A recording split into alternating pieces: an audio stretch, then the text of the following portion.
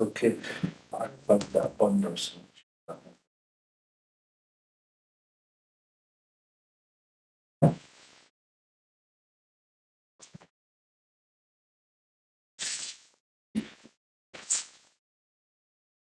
Right, I think we're ready to begin. If we could ask Mr. Henderson to join us.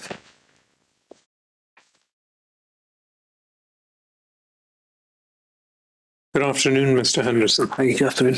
Mr. McGregor. Thank you. I think just before lunch we're going to look at Bundle 1, page 2042, which was an email exchange on the 18th of April 2018. So Bundle 1, 2042. So if we start at the email at the bottom, do you see it's an email from you to Douglas Anderson, Camille and Stuart McKechnie. Hi Ken. I note the attached schedule Rev 5 still refers to air change rates between 2.7 and 3.5. We're seeking design for 4 air changes to all 14 rooms. Can you confirm this is the brief to WW? Do you see that? Yes. So what were you communicating there? Basically, as I was saying, that the schedule contained rooms that had air changes that were below 4 on the schedule. On the basis that at that time, my understanding was that all the rooms were in general ward areas, and I was communicating that all rooms therefore had to have a minimum of 4 air changes. And whenever you say that you're confirming that this is the brief, you said very clearly in your evidence this morning you weren't really in a decision-making role. Had someone told you to communicate this was now the brief? Yeah, I can't understand why it was worded like that necessarily, but because the brief was that basically the brief was that balanced across the 14 rooms, the air change rates to be 4 air changes, because that was what was agreed on at these meetings, and that Multiplex or IHSL by that time had agreed that they would carry out these amendments to the alterations. Yes, and we see that confirmed really just in the email above that from Mr. Hall. He says, "Hi Ronnie, 4 East ACH is the brief." Do you see that? Yes, I do. Yeah. So should we understand that whatever had gone on in the past, there's the dispute, there's the meeting at the Sheraton. By this point, when we've got to the 18th of April 2018, there's really agreement around about the pressure regime and the air changes for these disputed rooms. Yes, as I say, I know the air change rates are intrinsic in this, but the focus for us was really on the pressure regime and the 14 rooms, but thank you. Because there was the efficient air change rates.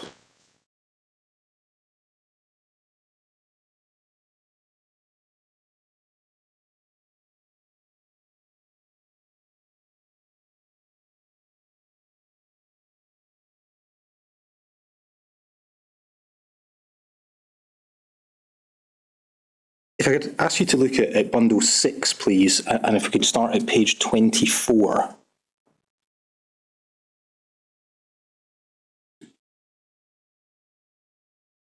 This is a minute of the programme board from the 13th of May 2019. Do you see that? Yes, I do, yeah. And there's a number of attendees, including yourself.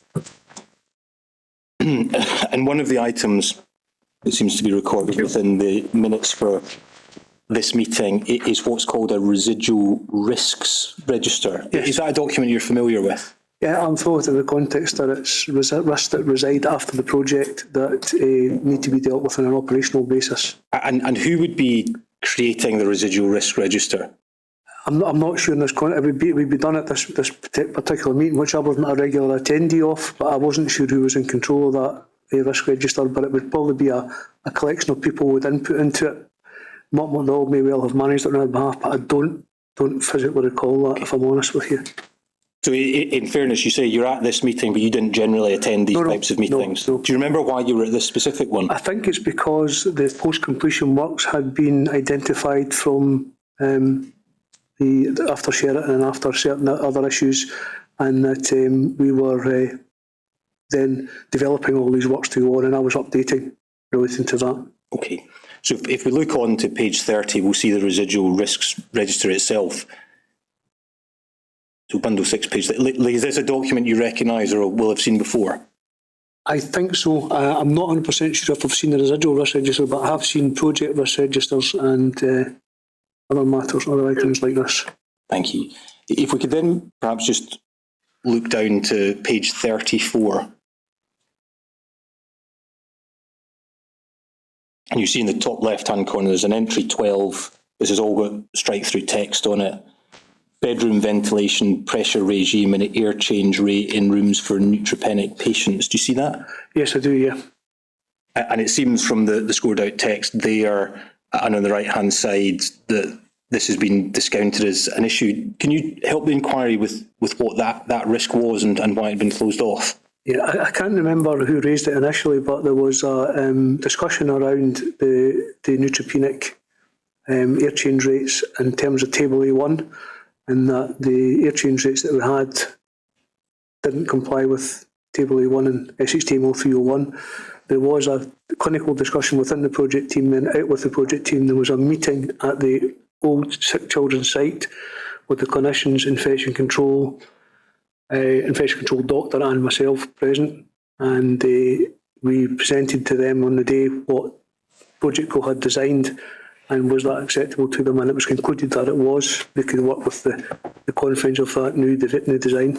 Okay, so just so I'm understanding things, there was specific parameters within the guidance, but there was an agreed derogation that was signed off by clinicians. Not at that specific time, the derogation wasn't signed up. It was an agreement in place at that time to say that they could work with the ventilation system as designed. And how does that differ from a derogation, if you can work with it as designed? It would have become a derogation later on, but it wasn't at that specific time, yeah. Thank you. And then if we look on, still within that document, bundle 6, if we look down to page 35, the final entry, which is 26 with the score through text at the bottom. You see 4-bedroom ventilations scored through on the basis that Project Co have amended the design as part of the settlement agreement. Do you see that? Yes. So effectively, at this stage, this chapter we're looking at the minute, the process up to settlement agreement 1, by this point, there's an agreement in place that is now just going to be documented in that formal document. Is that right? Correct, yeah. Thank you.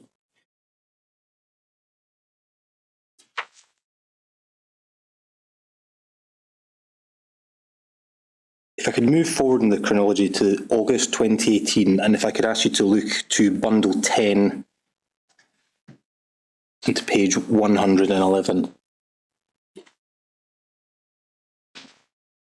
This is again the timeline that we'd looked at before that was produced at a later stage of the project. This time I'd like you to look on to page 112, please. Approximately just over halfway down, there's an entry that says Mott's peer review of settlement agreement. Do you see that? Yes, I do, yeah. So it says Mott's peer review of settlement agreement, 29th August 2018, Brian Curry, Mott Mac. Do you have any understanding of what the Mott's peer review of the settlement agreement was? I don't, I'm sorry. Christopher Mott's.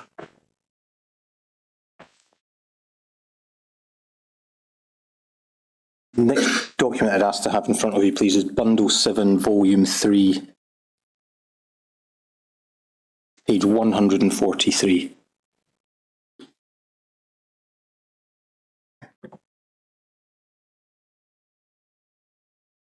So this is an email that it comes slightly later in the chronology, so we're going to now look at Settlement Agreement 1 and everything comes beyond that. But at this stage, you're sending an email to Brian Curry and Susan Goldsmith, and it's about the 4 bedrooms. Do you see that? Yes, yes. And if we just look in paragraph 2, the very last entry that you have, see in bold, it starts conclusion. So yes, yeah. And it says conclusion, at no point compliant with table A1, appendix 1 of SHTM 0301. Important to know NHSL focus for this change was amending pressure regime only. Do you see that? Yeah, yes, yes. So that's effectively entirely consistent with the evidence that you've given today, which is to say, it really just wasn't on my radar because we're focusing on the pressure regime. Is that right? That's correct, yes. And the email continues, it was assumed all other aspects of compliance were being met. Do you see that? Yes, I do, yeah. So is that in many ways what all of this comes down to in terms of the issues we're going to come on and look at, the problems, the failure to open the hospital on time and on budget? Does that really come down to the fact at this earlier stage in the project there are rooms in critical care, but everyone working on the project is just assuming that they are general spaces rather than specialist spaces. Yeah, I think it goes prior to that. You're exactly right in saying that we do not think that critical care is being dealt with in this situation here. The issue is that we are assuming that from initiation of design way back in the day, that critical care would be dealt with according to guidance, separate from normal single bedrooms and normal multi-bedrooms. And if we just think through all of the knowledge and expertise that flows through the project in this period, so you're working on it, Mr. Curry's working on it, Janice McKenzie's working on it, Mott MacDonald are heavily involved in it, infection prevention and control, they've all been looking at it. It seems like there are a lot of opportunities whereby this just isn't considered. How do you think these projects could be done better in the future so that these things could be spotted? I think that it's not so much the collaboration or collegiate side of it. I think it's just more clarity in the initial brief. It's not having the amount of documents that we had for RDD at financial close, a more rounded and complete design, and less reliance on, and I don't know if you're going to touch on this later on, and less reliance on what we would call reference design or exemplar design.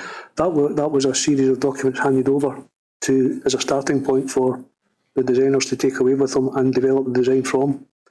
So is your evidence really that the germ of this problem is the fact that by the time the contract is signed, whether it's a fixed brief or it's a moving draft, the environmental matrix that captures the environmental requirements for the ventilation system, that's not fixed. It's still a moving document, regardless of whose responsibility for it. It's still a moving document at that point. Yes, it's in development by NHSL up to the point of financial close. After financial close, it becomes a document owned by Project Co, and they're responsible for its accuracy.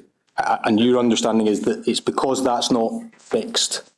That's the chain of events that then take place. Yes. Is it everyone talking at cross purposes, or is it the wrong people not involved in the project? I couldn't answer that. I couldn't speculate as to what that reason for that is. Within this phase of the project, just before we move on to look at the settlement agreement, you touched upon the fact that there might have been potential litigation that was being considered by NHS Lothian. Sure. Were you involved in those discussions or that process? I was involved in the technical elements of it when we brought our technical expert on board as well to assist us with the process and preparing a document. I was involved in discussions around that. Again, from memory, these all totally solely focused on pressure and altering the pressure. And again, it may seem silly to say this, but it just was not acknowledged or recognised that these 4 rooms should be treated differently. At the stage of the litigation, you say you're getting an expert engaged, is that right? Yes. And are you still taking advice from Mott MacDonald at this stage? Yes. So what are Mott MacDonald telling you? Because the reason I say this is it's quite a major step to contemplate litigation. By this stage, has there been a fine-tooth comb run over these 14 rooms to make sure everyone's absolutely set on what should be happening?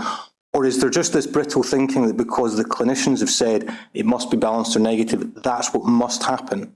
I think at this stage it's interpretation of the guidance that is the key factor. We had interpreted the guidance to say that the general ward category in Table A1 did not apply to multi-bedrooms. General ward is a ward, it's a collection of rooms rather than a room, specific room. So their interpretation was that it had to have a pressure requirement of balanced or slightly negative to be the same as a bedroom. Their interpretation was that it didn't have to have any type of pressure requirement because that's what the table said for general ward. And that the discussion and the dispute got down to that technical detail of interpretation of the guidance and hierarchy standards and all of that sort of nitty-gritty, if you like, of contractual elements rather than technical elements. And in terms of the technical elements, the interpretation of SHTM 0301 and Table A1, Mott MacDonald aren't saying this interpretation on the NHSL side is wrong, are they? No.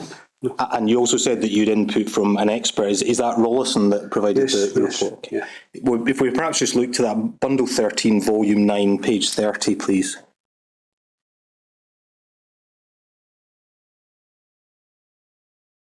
bundle 13, volume 9, at page 30.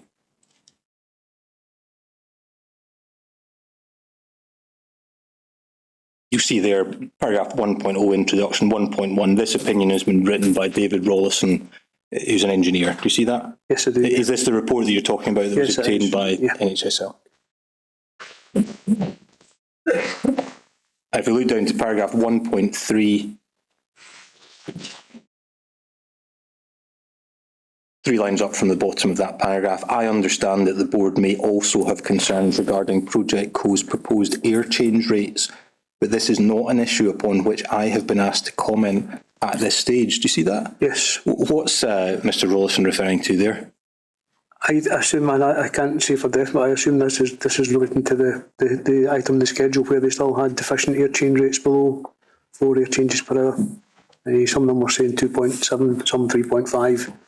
I think that may have been the concern he's alluding to, if we're talking about 4 beds specifically. But at this point, he's not specifically asked to consider air change rates. No.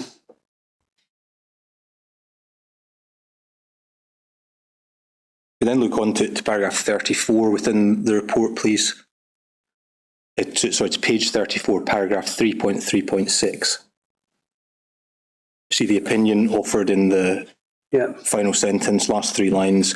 As noted below, I am of the opinion that it is good industry practice to provide balanced/negative pressure in 4-bed rooms relative to adjacent ward corridors. Do you see that? Yes. So that again was a supportive expert report backing up the views that had already been obtained on the NHSL side. Is that correct? Yes.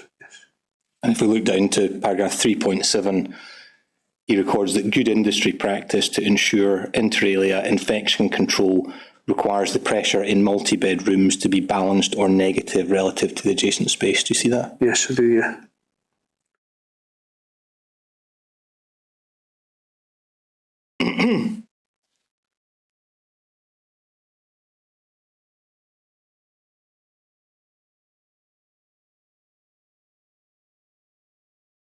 If we look back up to page 32, just to see some of the information that the expert had. So you see in paragraph 2.1, there's then a Roman numeral 2, do you see that? Yes.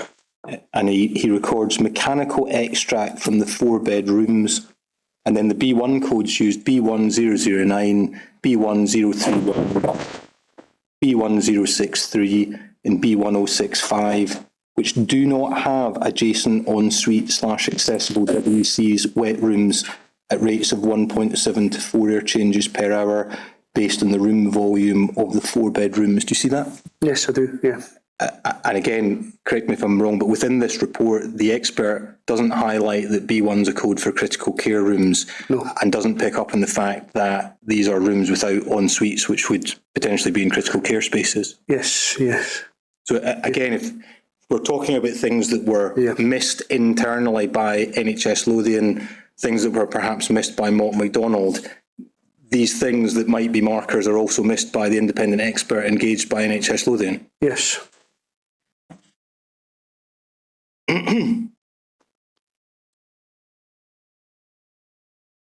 Just for completeness, were you aware that IHSL Multiplex, they also obtained their own expert report? I am, yes. Did you see a copy of that report? I don't recall seeing a copy.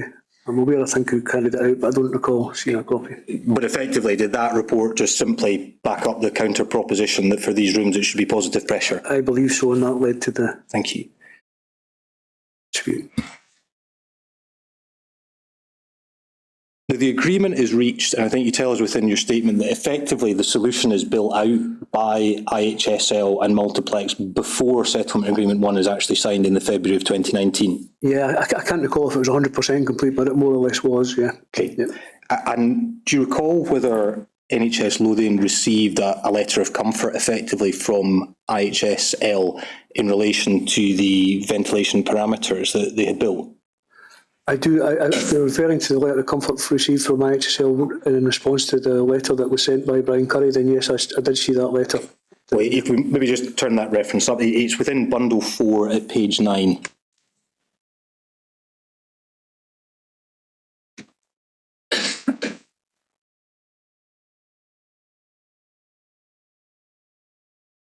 This is a letter to Brian Curry dated the 31st of January 2019. Do you see that? Yes, I do, yeah.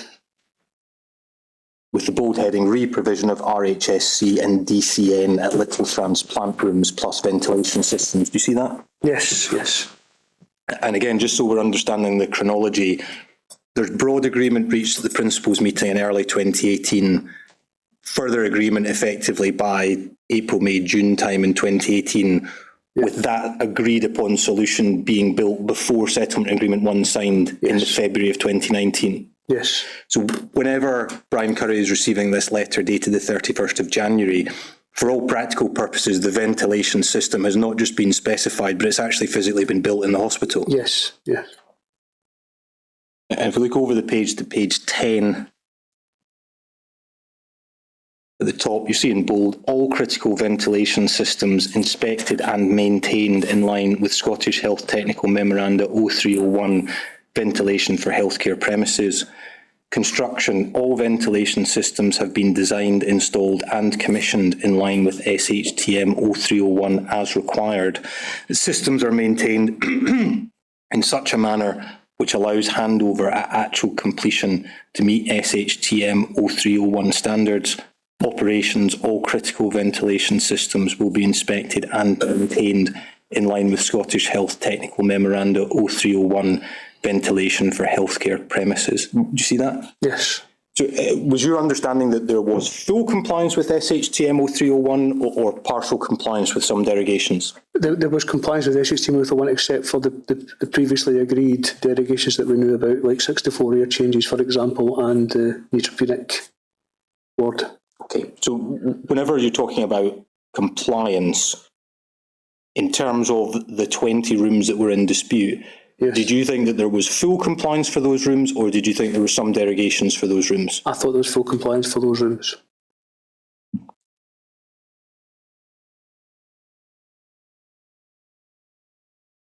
If that takes us in the chronology up to effectively Settlement Agreement 1, which gets signed in the February of 2019, can you assist in inquiring, in terms of the schedule, the technical schedule that goes into the settlement agreement, yes. Do you remember who drafts the information that goes in that? It was Mott Doyle that drafted that information. And again, if they're drafting, are they providing technical advice to NHS Lothian? Yes, they are, yeah.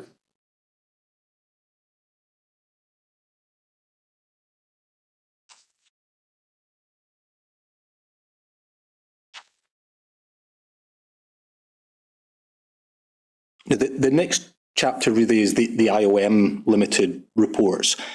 For those that don't understand what IOM Limited are or what they do, how do they become involved in the project? They became involved when, once it was clarified through discussion and dialogue with infection control colleagues, that we would proceed with our own independent validation, not just rely on the documents that Project Co are providing. We sought a suitable company. Our initial thought was to go to our own authorised engineer, who was appointed as NHS Lothian's AE, but he didn't have availability. So after some correspondence with HFS and others, we found that IOM had the suitable qualifications and availability to carry the task out. So we proceeded to engage with them to do the validation on our behalf. And is this really what I think you talked about both in your statement and in your evidence this morning, that there was perhaps a lack of clarity in a revenue-funded project as to who has to do the validation? Yeah. You said for a design and build, it's perfectly clear who comes in and does the independent validation, but for a revenue-funded project whereby the health board will effectively for a period be a lessee of the building, you weren't clear on exactly who should be doing the validation. That's correct. There was some debate, and it wasn't a long conversation or a long debate about whether validation was actually a completion criteria at all, a pre-handover completion criteria in the project. So we wanted to make sure that it was all covered, so we submitted the documents that IHSL had proposed to have as a validation to infection control to see if that's satisfied, with the additional layer of assurance from the independent tester signing it off that would perhaps meet the independent element. So after dialogue with infection control, they wanted it in a more simplified format that they could easily understand, and I could see where they were coming from. And at the end of it, that process, we engaged with an independent validation of our own. Because I wouldn't take you through all the emails, but effectively you summarise this in your statement that there's an interaction between yourself and infection prevention and control, particularly Dr. Inverarity. That's correct, yes. And he's not necessarily 100% happy with what was being proposed. You go back to him and say, if you're not 100% happy, we'll get someone independent in. Is that fair? That's correct, yeah. And in terms of the validation report, the testing that was to be done by IOM Limited, was your understanding that that would simply be tested against published guidance such as SHTM 0301, or were they testing against something different, like a contractual standard? No, they were testing against SHTM 0301. I think it says that in my letter of appointment to them, it's an email appointment basically, because we didn't think there were any derogations from any critical ventilation systems at that time. So did you think the original commissioning that had taken place before the validation had been done against published guidance such as SHTM 0301? Yes. Do you think there's a danger in doing that if the guidance isn't particularly clear on what it requires? Well, I think you've probably alluded to yourself that it is open to interpretation, but I think that the weight of evidence would suggest that the interpretation that we had made was by and large correct. So these AEs that come and do this inspection are used to doing it against that standard. That's the standard they would use for measuring and validating against. And that's the reason they would validate against these figures. Unless there's a specific derogation. Unless there's a specific derogation, yes. Yeah. So just talk the inquiry through. What were you anticipating to happen whenever IOM Limited come in to do their testing? I was anticipating that they would by and large find that with a few errors or tweaks or deficiencies, that they would report that the systems were all okay and fit for purpose and meet the definition contained within SHTM 0301. And it's general to find that you will get some deficiencies that can either be rebalanced or tweaked, or maybe some components were faulty or wrong when they've done the test, and you would repair them and rectify them and revalidate.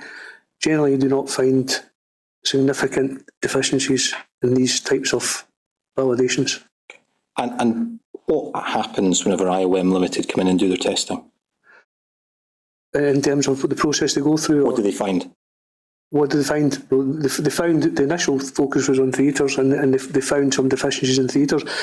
When they came in, they found, and this is maybe something to labour on as well, that they did find that some of the areas weren't ready for them. They hadn't been made ready by the contractor. There were people doing other works in the area, so they couldn't properly test at certain times. But eventually, when they got down to doing the testing, focus was on theatres. I was on holiday at the time, but I do understand that they tested theatres initially, then went to the other critical ventilation systems, critical care namely, found that was deficient, recorded it.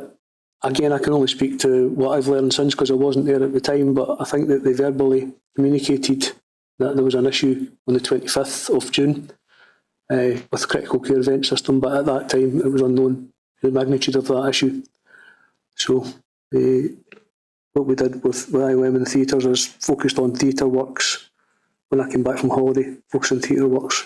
So whenever IOM come in, there's still some spaces that are effectively a building site and they can't do the testing on? I wouldn't say necessarily a building site, but what they were finding was that people were working on the systems they were meant to be validating. There were ceiling tiles missing, there were door controls not operating, so that people were able to wander into the site while they were carrying it out. So I think there was an email from Mott's while I was on holiday to that effect. Okay. So not all the areas can be tested, and then in relation to the critical care areas, what did they find there? Well, they did measure in critical care. I think they were finding there were ceiling tiles missing there as well, but they did measure and they found it to be deficient. Okay. And when you say deficient, do you mean non-compliant with SHTM? Non-compliant with SHTM, yeah. You mentioned you were on holiday whenever that happens. Yes. Whenever you come back and you meet with the project team, what's the atmosphere like at this time? Well, there's a genuine concern, and I must say, particularly initially, the focus was on theatres. There was 11 theatres, and some of the things that I had raised, not necessarily about air change rates, but about material workmanship, that type of thing, were concerning. So for me, it was a week of complete and total intensive workload to try and get to the bottom of some of the fixable issues as well as keep our hand on what needed to be remeasured, revalidated, rechecked. And there was an intensive period of rechecking. There were disputes between IOM and IHSL's commissioning team around how these measurements were to be taken, and it was concluded that the best way to do this was them to do it collaboratively together and measure at the same time, so they would get the same reading. Otherwise, we were going to be faced with the issue of he says this, he says that, and we didn't want that. So, and I presented, as I understand it, presented a list on the 25th of June. That was slightly altered on the 26th of June, and then I came back at that time, and we proceeded to try and resolve all the issues. How close was this to the hospital opening? About a month, less than a month. Yeah. So we perhaps just look at one of the IOM reports. If we go to Bundle 13, Volume 9, page 259.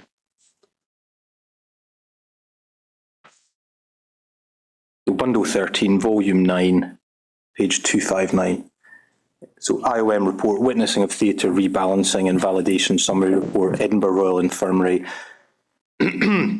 Hospital for Sick Children. Do you see that? Yes, I do, yeah. Dated this 2nd to the 9th of July 2019. Thank you, David. Thank you. If we look on to page 263 and towards the bottom there, you see a bold heading on page 263, high dependency areas. Do you see that? Yes, I do, Just towards yeah. the bottom of the page. High dependency areas. Testing of the high dependency areas identified that the air change rates and pressure cascades did not meet the requirements. In early discussions with the Health Board's technical advisors, Mott MacDonald, we were advised that there was a derogation in place which reduced the requirements from 10 air changes to 4. Do you see that? I do see that. Do you ever remember Mott MacDonald telling you that there was a derogation from 10 to 4 for these areas? No. So were you surprised to read this? Yes. Did you raise it with anyone from Mott MacDonald? At that time, there was a flurry of activity, and I think it was, I don't know how it was said, I know who it was said by, I believe, but the focus was on getting the resolution to some of the issues, and but be categorically will state there was no derogation from 10 to 4 air changes for critical care. So that's entirely understandable. This happens, you're a month out from the hospital opening, you're focused on solutions. Yeah. But presumably at some point after events had calmed down, there was an investigation to try to work out if someone from Mott MacDonald genuinely thought there had been an agreed derogation in these areas from 10 to 4. Did that take place? I wasn't part of it. If it did, it maybe Brian Curry did. Okay. In discussions with Mr. Curry, did you work out if he got to the bottom of this issue? Well, again, it was a speculative comment, or an inaccurate comment. So I don't know what actions were taken with Mott MacDonald to address it.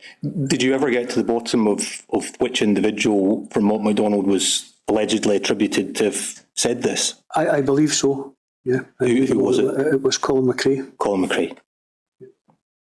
So your understanding was that certainly what's recorded here in this document is that Colin McRae, an engineer from Mott MacDonald, had told IOM Limited that there was a derogation agreed from 10 down to 4.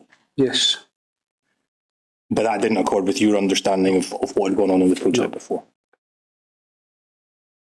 If we look on within page 264, it continues, the test information was summarised in an initial briefing to the Health Board during week commencing 2nd July. It later transpired that there was some confusion on the detail of the derogation and the construction supply chain, and the Health Board began working on both an interim solution to improve the situation and a longer-term permanent solution. The final results for the high dependency area are as follows. So again, is that your understanding from having read that report of what was happening at the time? Mr. McGarry, if I can perhaps interrupt, if you don't mind. The fault, I'm sure, is mine, Mr. Henderson. You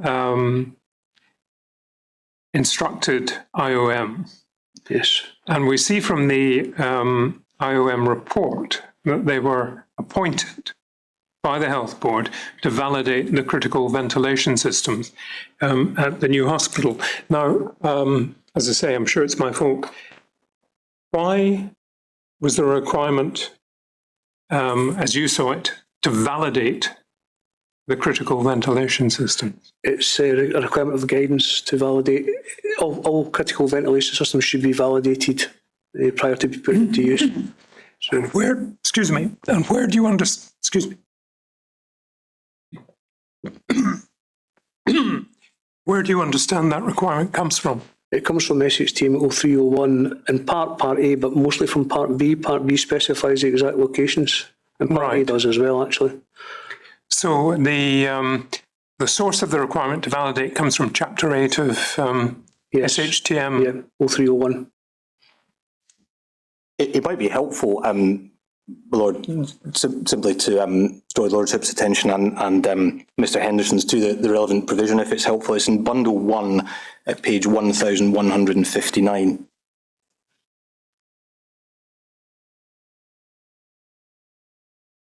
Bundle 1, page 1159.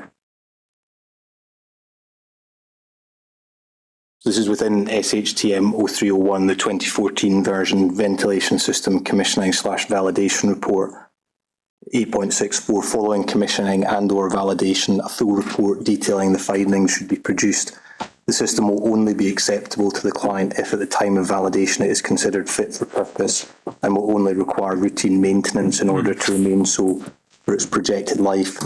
The report shall conclude with a clear statement as to whether the ventilation system achieved or did not achieve the required standard.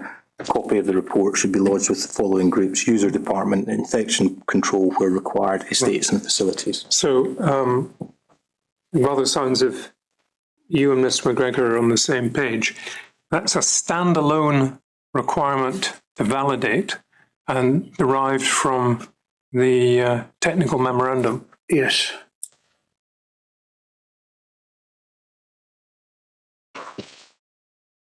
At that time, it only referred to what they call specialised ventilation systems or critical ventilation. It's often colloquialised depending on what you're speaking to, but specialised or critical ventilation systems, it's now been corrected to include all new and refurbishment ventilation systems. When you say it's now been corrected, is that a reference to the update of Yes, update SHTM 0301. Corrected is maybe the wrong word, in but it's been- 2022? It's been updated to include all ventilation systems initially, initial validation.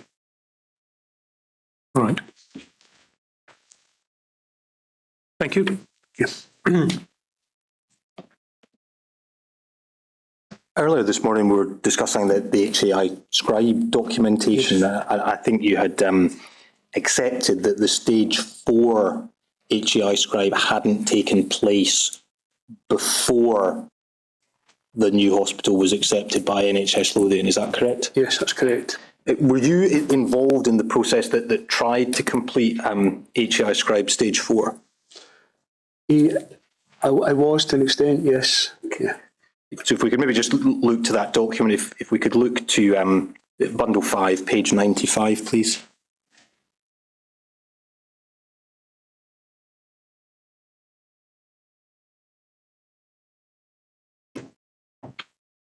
Is this the HAI scribe documentation? Yes. And we see that the teams, Lindsay Guthrie, S.J. Sutherland, R. Henderson, F. Cowan, E. Hanley and Janice McKenzie. Do you see that? Yeah.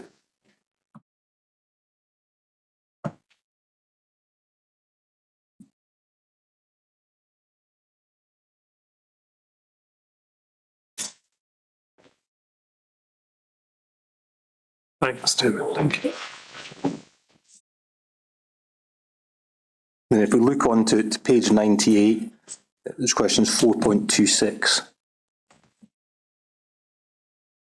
Page 98, question 4.26. Is the ventilation system designed in accordance with the requirements of SHTM 0301 ventilation and healthcare premises? And you see there's a tick with an asterisk. Yeah. Okay. And it says with derogation, 4 air changes per hour, single, risk assessed and approved. Do you see that? Yeah. What was that referring to? I think that says the risk assessment audit is the derogation from 6 to 4 air changes in single bedrooms. The single reference is single room there. And then if we look back up, there was an asterisk, there's some asterisks on bundle 5, page 95. Yeah. You can see there's asterisk Lochranza, heme/onc wards, Yeah. PICU, paediatric critical care, DCN, acute care. Does that have any relevance to the asterisks that we see? No, not that I know. I think that's probably the areas that we were looking at on that day, possibly, or maybe not. I can't remember the relevance of that. These asterisks on the front page. Could the HEI scribe report be completed at this point in time? No, Why not? it wasn't. The hospital wasn't fully complete. I think this was a desktop scribe that we were doing at this moment in time, and there were still elements of work ongoing in the hospital that weren't completed until June, and then obviously the ongoing works after that. What date is this? Sorry. Well, I think if we look to bundle 13, volume 8.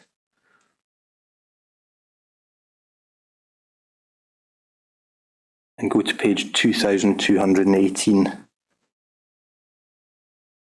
So I can get it in context with the date. There's an email this time from Alex McMahon, which is saying, please see Donald's comments below.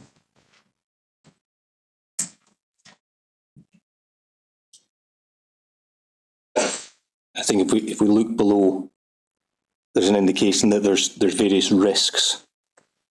Yeah.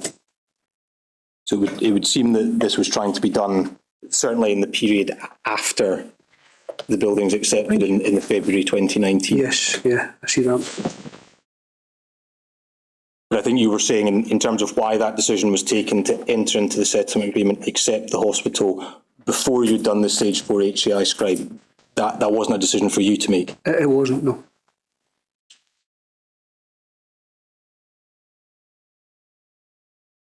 Whenever the IOM test reports are received, they indicate there's non-compliance for critical care rooms. Did Mr McKenzie of TUV Sud, did he still maintain at that point that what had been designed and built by IHSL and Multiplex complied with the relevant guidance? My earliest recollection of him saying that was at a meeting once the issue had been discovered. There was almost like an all-party meeting, an all-interested stakeholder meeting.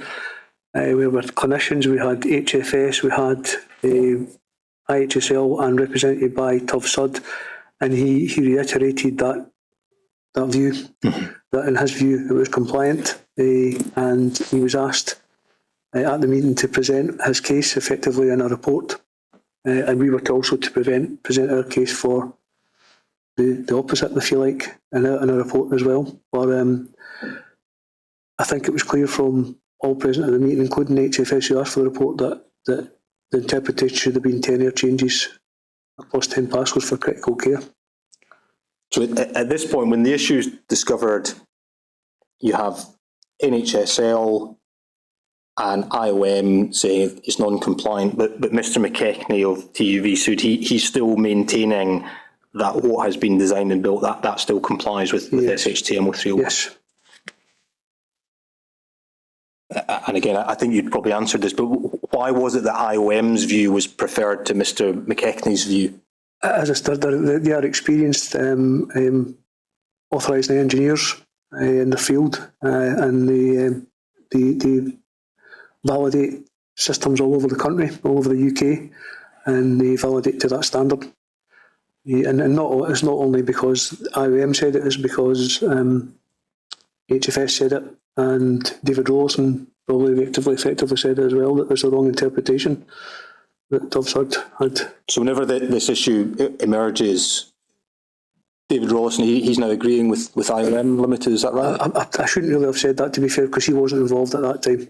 I take that, I can retract that, but certainly IOM, HFS, ourselves, Mott MacDonald, we're all aligned with the fact that it should have been 10 changes. And is that big change because now there's an appreciation these rooms are in critical care? Yes.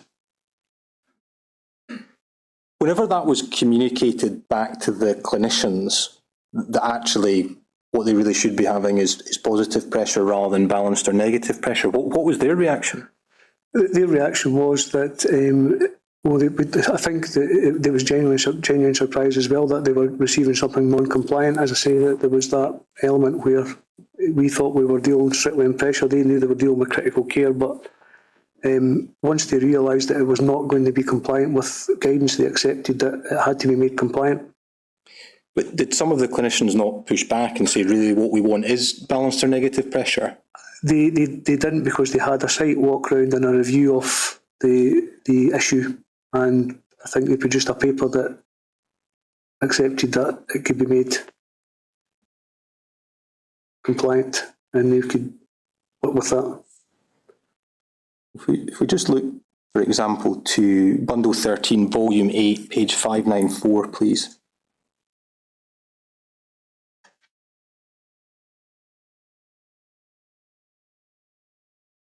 Well, perhaps if we start at page 593, so Bundle 13, Volume 8, page 593. This is an email from Janice McKenzie to Donald Inverarity, also copying yourself in, on the 11th of July 2019.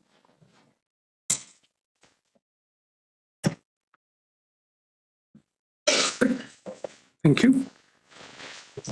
It says, "Hi Donald, can you please phone me regarding Julie's emails, as she's also phoned me and she's now feeling very uncomfortable at this and reversing a decision that was made several years ago in conjunction with Potter, and is very keen to meet to discuss further, which I think we do need to do as a matter of urgency." Do you see that? Yes. And then if we look to the email chain below, which had been sent by Julie Freeman, that's on page 594.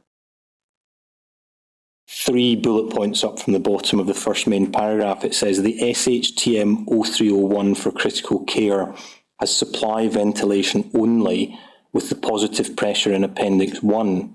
Is balanced pressure with both supply and extract ventilation not better than that? Question mark. Do you see that? Yes.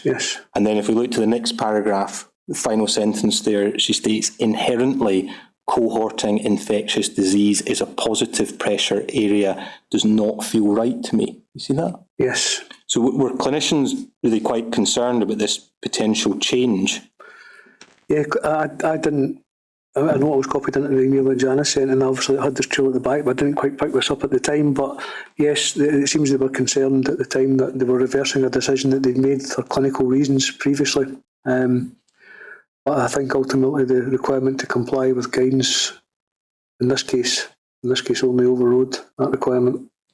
Do you recall attending a sort of all-party meeting where this issue of whether you should have balanced or negative or positive pressure was discussed? The meeting I do recall was a walk round of the area with the infection control, Julie Freeman, some of the clinical members of the project team present. Can't remember exactly who was there, but I do recall that.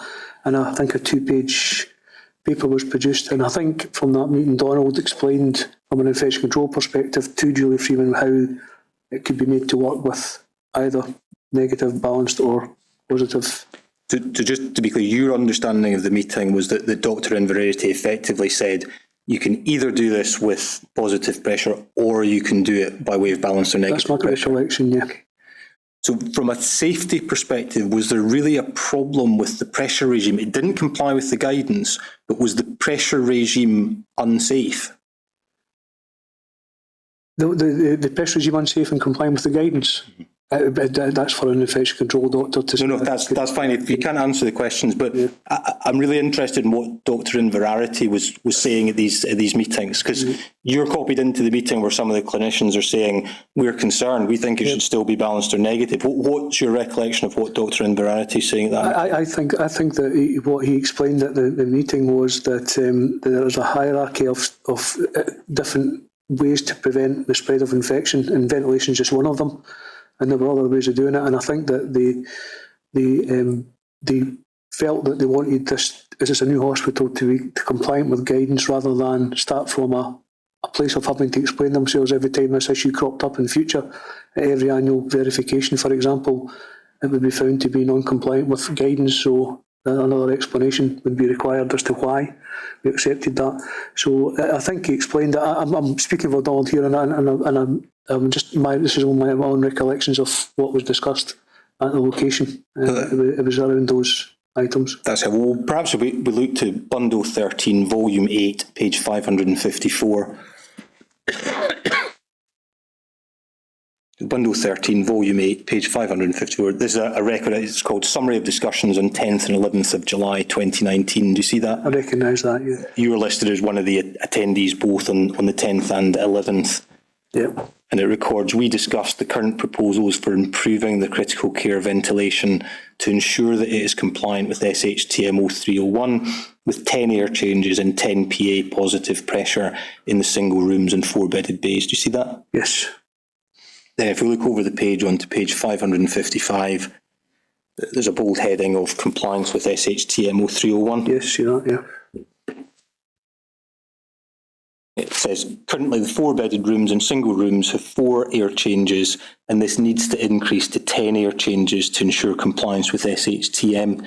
It was acknowledged that the SHTM was more focused on adult critical care, where the patient profile is different and the need to cohort patients was extremely rare. It was noted that previously a decision had been made to derogate from the SHTM for the 4-bedded areas to allow patients to be cohorted with the same airborne infection. And following consultation with the clinical team and IPCT at the time, the decision was made that these areas should be balanced or slightly negative. The SHTM states that both the 4-bedded areas and single rooms should have 10 air changes and 10 PA positive pressure. Do you see that? Yes. Then if we skip the next bullet point, it says the IPCT view was that you could cohort patients with the same airborne infection in the 4-bedded areas that were 10 air changes and 10 PA, and that there is no reason that this would result in an increased risk of spread of infection.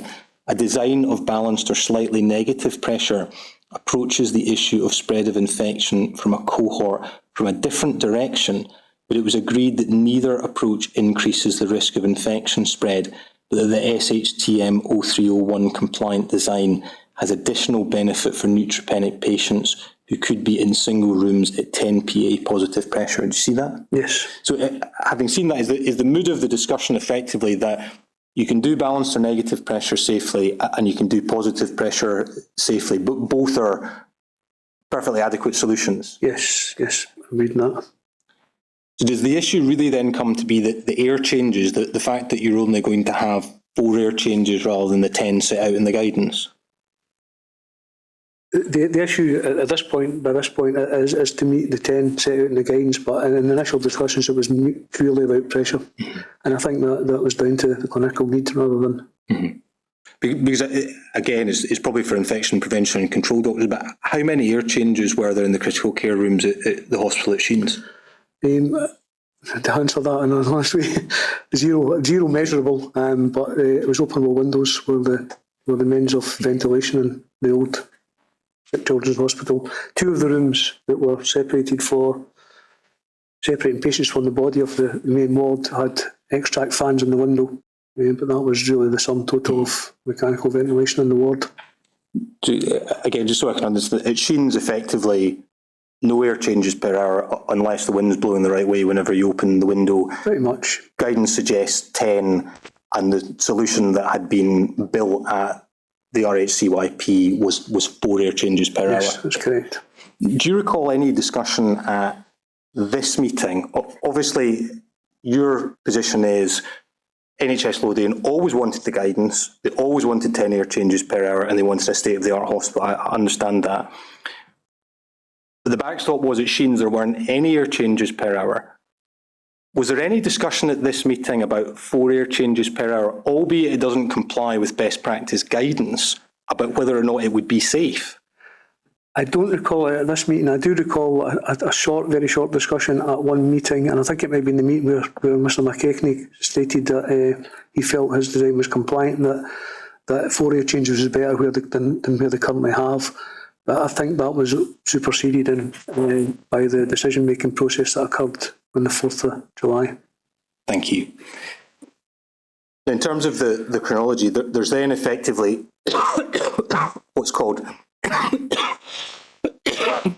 high-value change notice 107 and a second settlement agreement. Is that right? Yes, yes. Again, could you just summarise your understanding of what happens? We've been through settlement agreement 1, whereby it's agreed that what's you're going to have is 4 air changes per hour and positive, balance or negative pressure.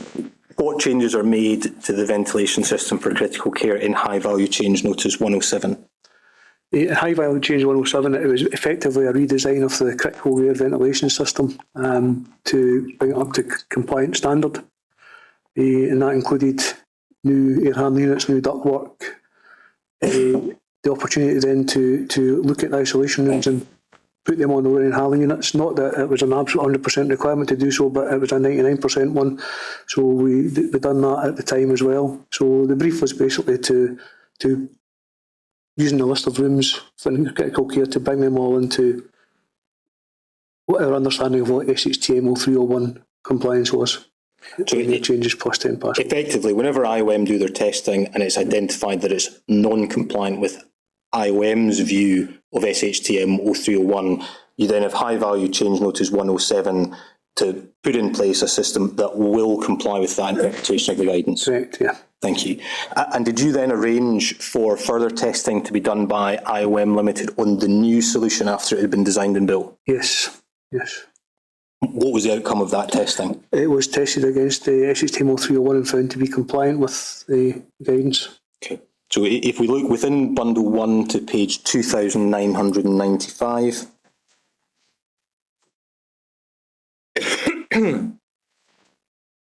bundle 1, page 2995. This is an IOM report, ventilation validation, Royal Hospital for Children and Young People and Department of Clinical Neurosciences. And this is a service report for a date of site work being January and February 2021.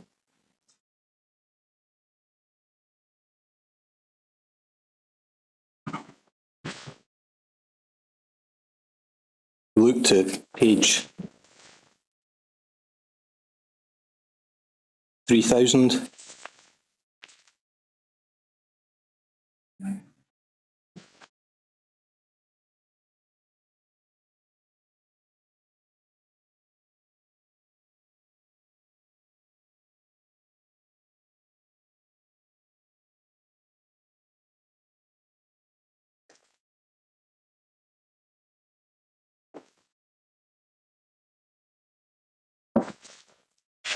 Thank you. So the report starts on page 2995. We're at page 3000. Do you see areas, ventilation details? Do you see that? Yes. And then this is a table for B1, PICU and HDU. If we perhaps just take one example, left-hand column, just over halfway down, we see 1B1009 Bay1. Do you see that? Yes, see that, yes. And if we read across, it's now got a supply design as 10 air changes per hour. And if we look to the pressure, it's positive and achieving 11 PA. Do you see that? Yes. And if we look on to page 3002, again, if we just take the example, approximately 5 or 6 entries down, B1-06, which is a neonatal Bay 4, we see the supply air changes being 10 and the pressure being tested as positive 11 PA. Do you see that? Yeah, see that, yes. And if we look down to page 3006, we see the conclusions. Final conclusion, the system is acceptable at the time of validation. It is considered to be fit for purpose and will only require routine maintenance in order to remain so for its projected life. Do you see that? Yes. And is that effectively the sort of simple sign-off independent validation statement that you would be anticipating from what we've looked at in terms of the guidance in SHTM 0301, I think it's paragraphs 8.63 and 64. Yes, it would be. I think that's the exact wording from that, and I think that's where some of the issues arose about accepting HSLs.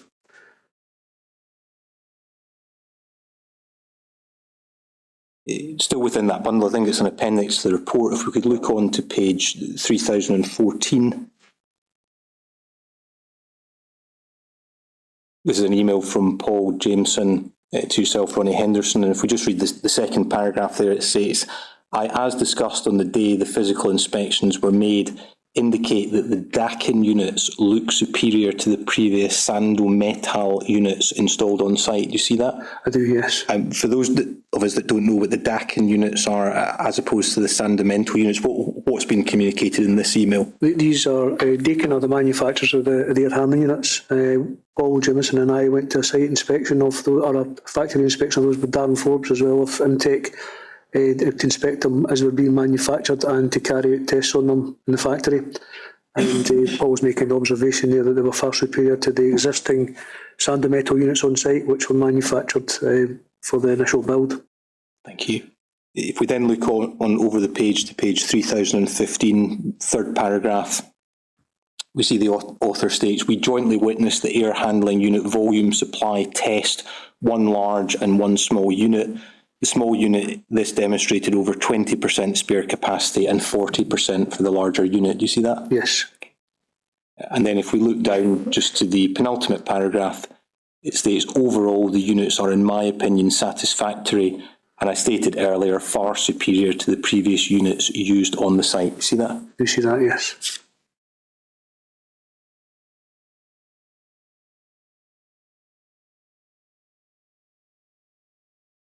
Then look down to page 3048. Again, we just see a reiteration of the conclusions. The system is acceptable at the time of validation, is considered fit for purpose, and will only require routine maintenance in order to remain so for its projected life.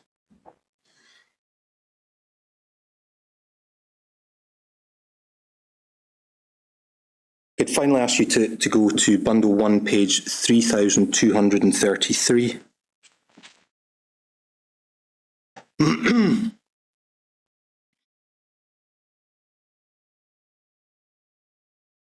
This is a document called the AHU Remedials Cover Sheet. What was the purpose of this document? I think this is a document I actually produced, and it was based on the checklist that's in SHTML 301 Part B, which is basically a checklist that's carried out annual verifications of what they look at in air handling units when they're inspecting them. And this was used as the basis to inspect each air handling unit and as a checklist to inspect, see if there's any faults or remedial work required.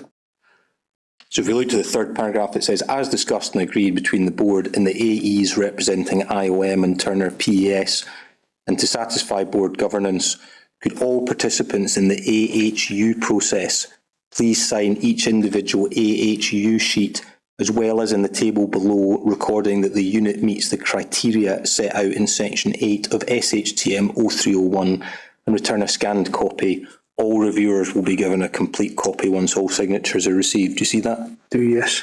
So if we look at the organisations and the individuals involved, we've got the NHL commissioning manager, which is yourself. Yep. We've also got Lindsay Guthrie, NHSL infection control lead. Donald Inverarity, NHSL infection control consultant microbiologist. We've got a technical advisor from Mott MacDonald. We've got the AE from NHSL Turner PES.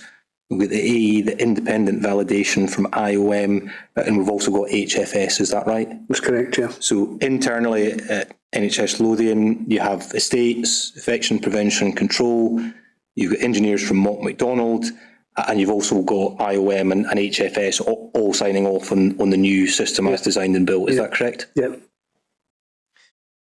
Against all of that testing that's taken place, in your opinion, does the ventilation system that's currently installed at the hospital comply with statutory regulation, published guidance and good practice?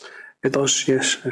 And from your perspective as an estates officer, does the ventilation system provide a suitable environment for the delivery of safe and effective care for patients? It does, yeah.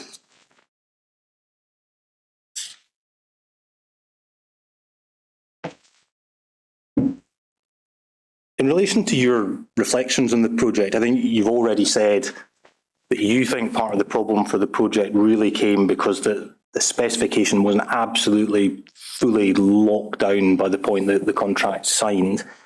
Do you have any other reflections on the project in terms of things that went wrong or missed opportunities where these issues could have been spotted earlier? I think that for me that the lack of I shouldn't say lack of action, it's the other way around. It's that the amount of RDD at that stage in the project was something that was new to me. I guess probably because I hadn't been fully involved at that type of level in a PFI PPP project, but I didn't know if that was a normal or not, but I certainly didn't expect that. So a reduction in that type of thing after financial close would be of a massive benefit, because you really shouldn't be making fundamental design decisions after a contract's been signed. So that element, as you said, and you alluded to yourself earlier on when you were questioning, is a standardised derogations process, a standardised briefing process, these kind of things, which I believe are in the workings of NHS Scotland, assure, but just as much standardisation and as much detail as possible at the earliest stage. And I don't mean that means just collaborating and meeting for meeting's sake, but to actually have some kind of method of ticking off and say that that's been achieved, and it's fixed at that point. But fundamentally, for me, it's the interpretation of guidance needs to be more prescriptive, and there shouldn't be any flexibility or room to misinterpret the guidance. And as long as we have that, we may well end up with issues similar to this in the future. I hope not, but potentially, unless we nail down the guidance, then it could happen again. Thank you. In relation to NHS Scotland Assure, it's been created as a centre for excellence in the built environment. Have you had any experience of operating key stage assurance reviews yet? I haven't, no. We should have been going through them fairly shortly on 3 projects, but they've been put on hold, as you're probably aware.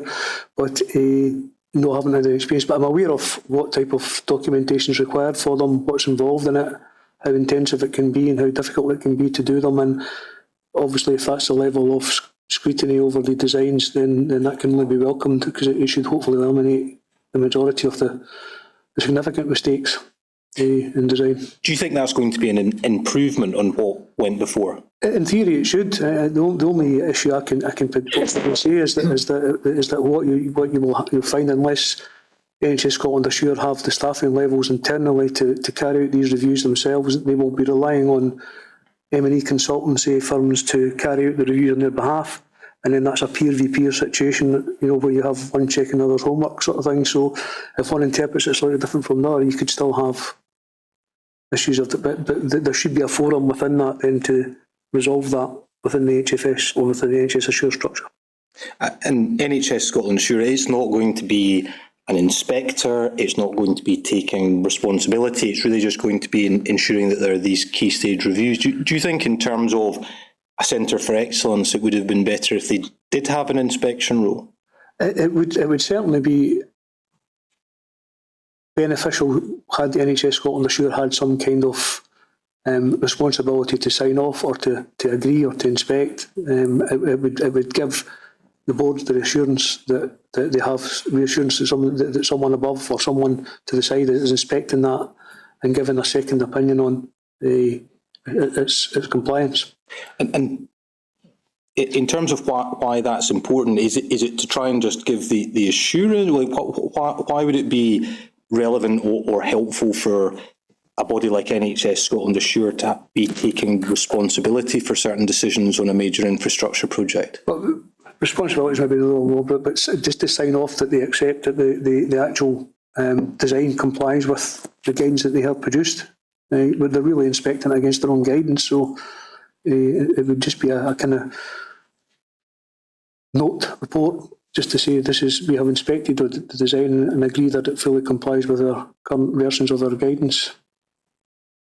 Thank you. I think the final issue that I'd like to ask you about is the revisals to SHTM 0301, so the February 2022 version. It's probably easiest if we just bring that up on screen. So it's bundle 1, page 2263. That's the February 2022 guidance. Yep.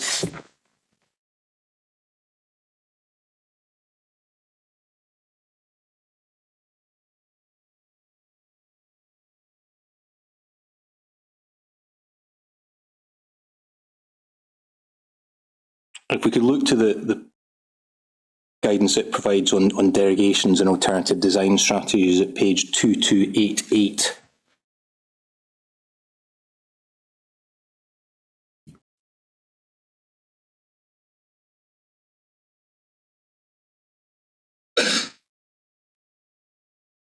States that any derogations or alternative design strategies from this guidance should be subject to the scrutiny and agreement in writing by the VSG. I'll come on to discuss the VSG in a moment. The reason for the derogation or alternative design strategy and limits to its application should be recorded. Designers proposing a derogation or alternative design strategy should be able to supply a body of evidence that their proposal will provide a degree of safety no less than if the guidance in this document had been followed. Do you see that? Yes, I do, yeah. So that's slightly revised guidance in terms of how one would go about derogating from published guidance. Is that correct? Yeah. But are we still at a point where there's not actually a standardised form or a standardised process as to what someone working in an estates function like yourself would physically have to do if they were going through a derogation? There's not a document that has been produced by any central body within NHS Scotland that you can go to and pick off a shelf and have a pro forma to fill in a derogation. No, there's not that. I think it'd be helpful if there was. Absolutely, yeah. And can you just explain for those of us that don't work in the space, why would that be helpful to you, the man on the ground doing that task, if you had that off-the-shelf solution to fill in? Well, it would be expected that it would have gone through some kind of approval process in itself, and that it would have been tested against the various types of project and contract that are out there at the moment. And if it was applicable to each one, or separate ones applicable to each type of contract or project, then you would have expected the NHS Assure to have vetted that and approved it. So an approved document that could be used in the same way the guidance is being used to actually carry out that type of derogation. Then if we look on within the guidance at paragraph 4.17 on page 2289,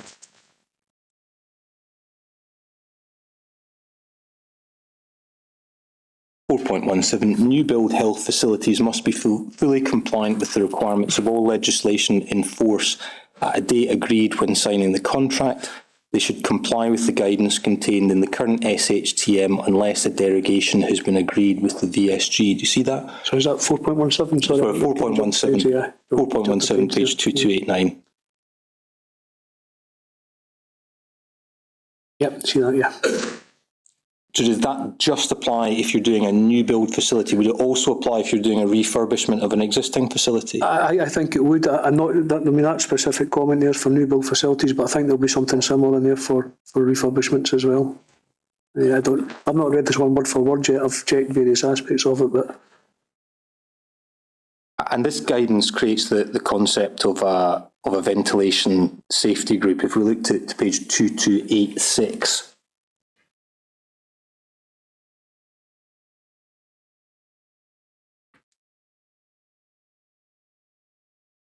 I won't read it all out, but really just reading short of at 4.5,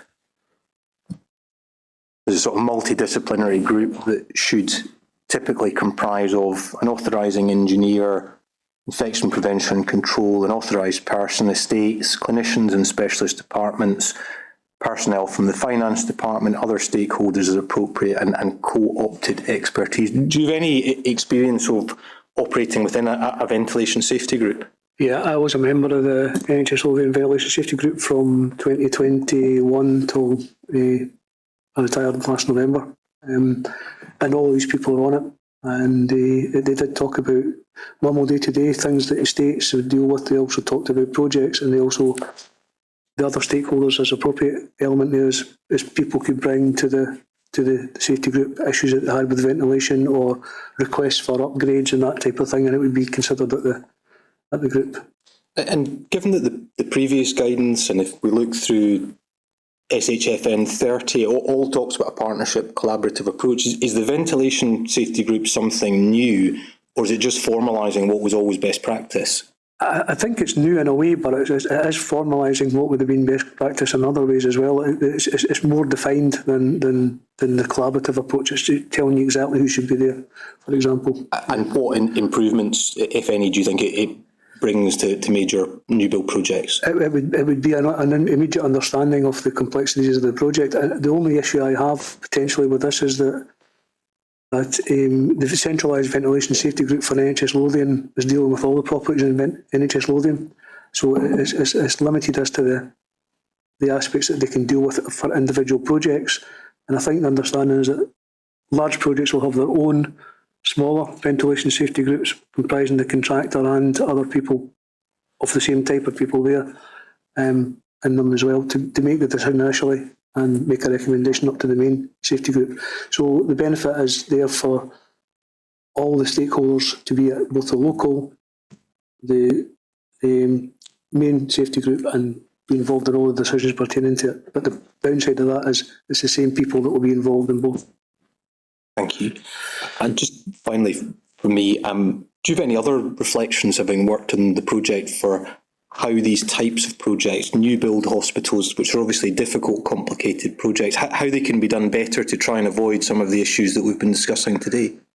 Again, as I say, I think it's the briefing, but I think standardisation would be the most appropriate way to kind of ensure that you are eliminating the risk of having a major issue. And what do you mean by standardisation? I'm talking similar types of designs for. I mean, I know that hospitals are utilitarian buildings anyway, but the more complex architecturally a structure is, potentially the more difficult it is to service that internally, engineering wise. Sorry. So it would be better to kind of come up with ways to ensure that the right spaces are available for fitting the hospital out. Standardisation in that regard. Thank you. Well, Mr. Henderson, thank you for answering my questions. I don't have any more questions at this stage, but Lord Brodie may have some questions, or there may be applications from core participants, but thank you. Thank you. Mr. Henderson, what we'll do shortly is we'll take a brief break to allow the legal representatives here to take instructions and for me to find out if there's any more questions. But can I just run you through the points that Council has just dealt with? In other words, he was asking for your reflections, looking back partly on this particular project, but also, of course, from your experience as to how things might have gone better. Now, the first point that I've noted is that you consider it would have been better to have and I've noted you as saying the design, and we're talking about the design and the ventilation, locked down at the time of financial close, at the time the project agreement was fixed. Yeah. So have I got that point? Yes, as much as possible anyway. As much as possible locked down, yeah. Now, your second point, I think maybe just as another way of looking at the same point, but I want to be sure about this. I've noted you as drawing attention to the amount of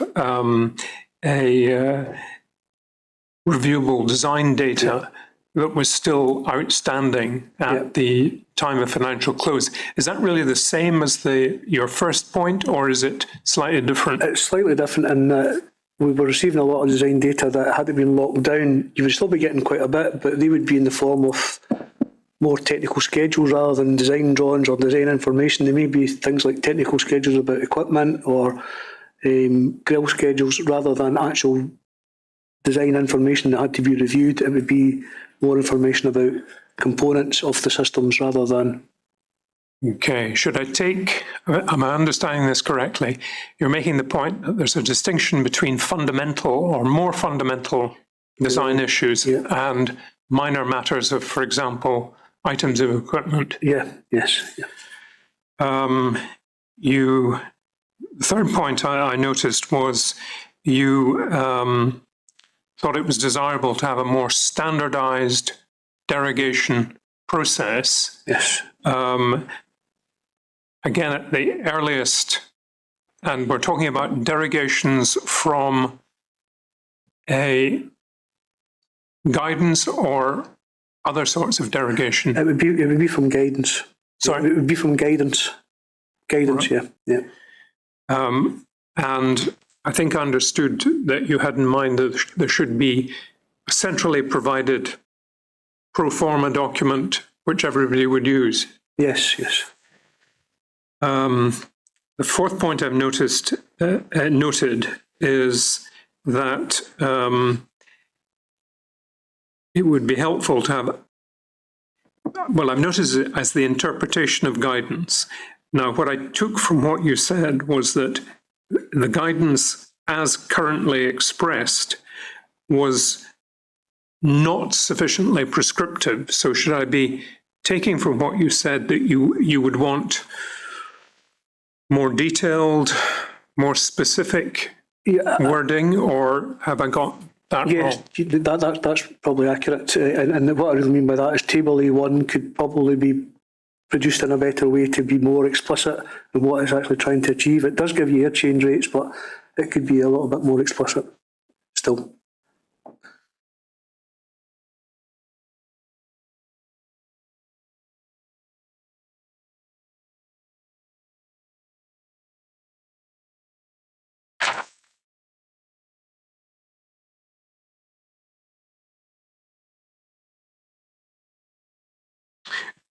And Council then asked you about the innovations in the 2022 Yes. version, or the revised version, and the ventilation safety and the safety group. And I think again you pointed to the usefulness of an agreed, generally used document to address derogations. That's correct, yeah. Did I pick you up correctly on that? Yeah.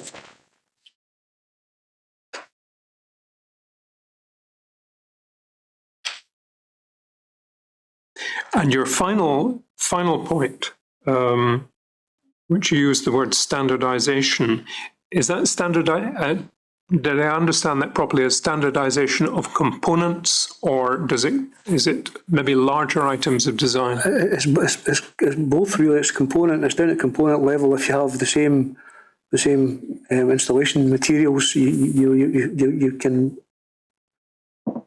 maintain or alter these in the future more easily. And but also to the bigger aspect of it, it's that when hospitals are designed, Yes. they're not often designed with the infrastructure within them in mind. They're designed to look like they're meant to look, and then the infrastructure is going to be fitted into that design. So it's more standardisation to allow the scope and space for the materials and services that are required to actually make the building work.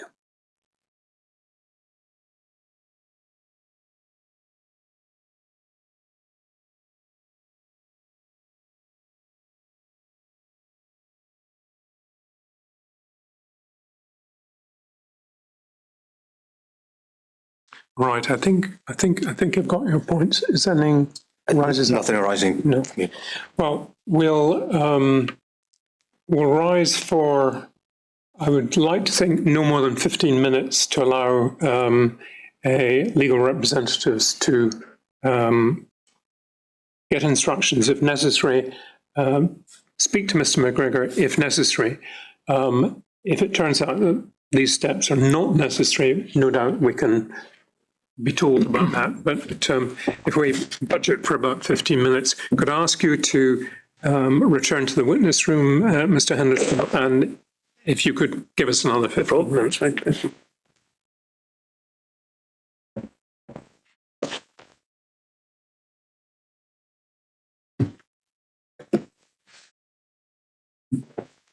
Please stand.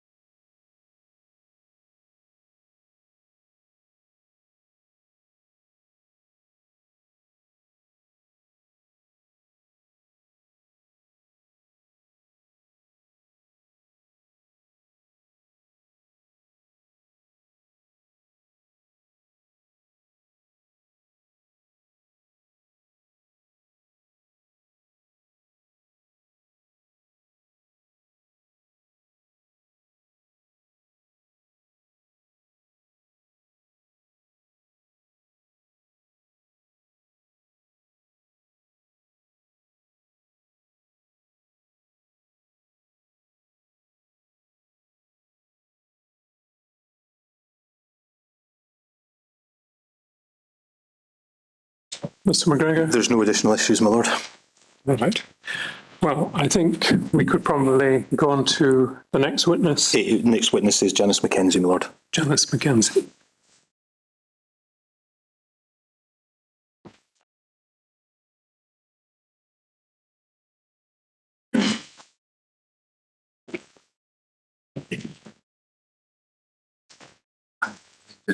Dismiss things.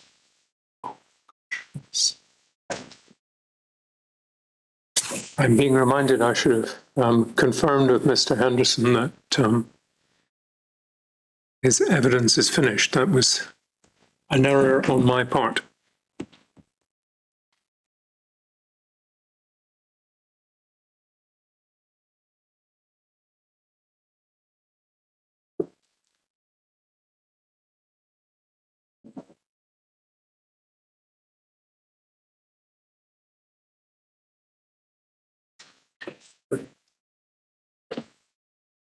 Mr. Henderson, there will be no further questions and you're free to go. But before you do, can I thank you for the assistance you've given to the inquiry. And by that, I don't mean simply your attendance today, but preparing statements and otherwise collecting necessary documentation will involve you a lot in considerable amount of work. I'm very conscious of that and would accordingly thank you for that assistance, but you're now free to go. Thank you very much. Appreciate that. Thanks.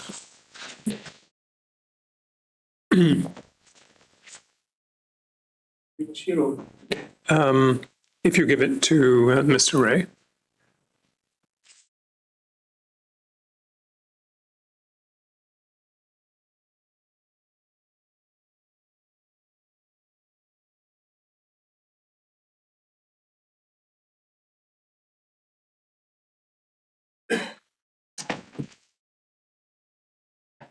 Thank you, David.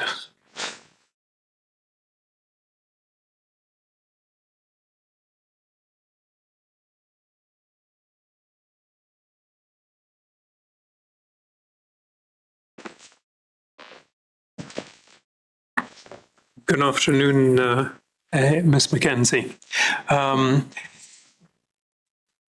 As you are very well aware, you're about to be asked further questions, but before you do that, I understand you're prepared to take the oath. Yes. Could I ask you, just sitting where you are, if you would raise your right hand and repeat these words after me. I swear by Almighty God. I swear by Almighty God. That I will tell the truth. That I will tell the truth. The whole truth. The whole truth. And nothing but the truth. And nothing but the truth. Thank you very much, Ms. McKenzie. Now, I'm aware you've been waiting for probably the best part of today. We usually sit till 4 o'clock, but I would anticipate that we might sit a little bit beyond that to make some progress with your evidence. But I'll just leave myself in the hands of Mr. McGregor to determine. We'll probably not finish with your evidence today. Mr. McGregor. Thank you. You're Janice McKenzie. Yes. And you've provided a witness statement to the inquiry, which should be at pages 145 to 149 of Witness Statement Bundle Volume 1. That's the third statement that you've provided to the inquiry. It is.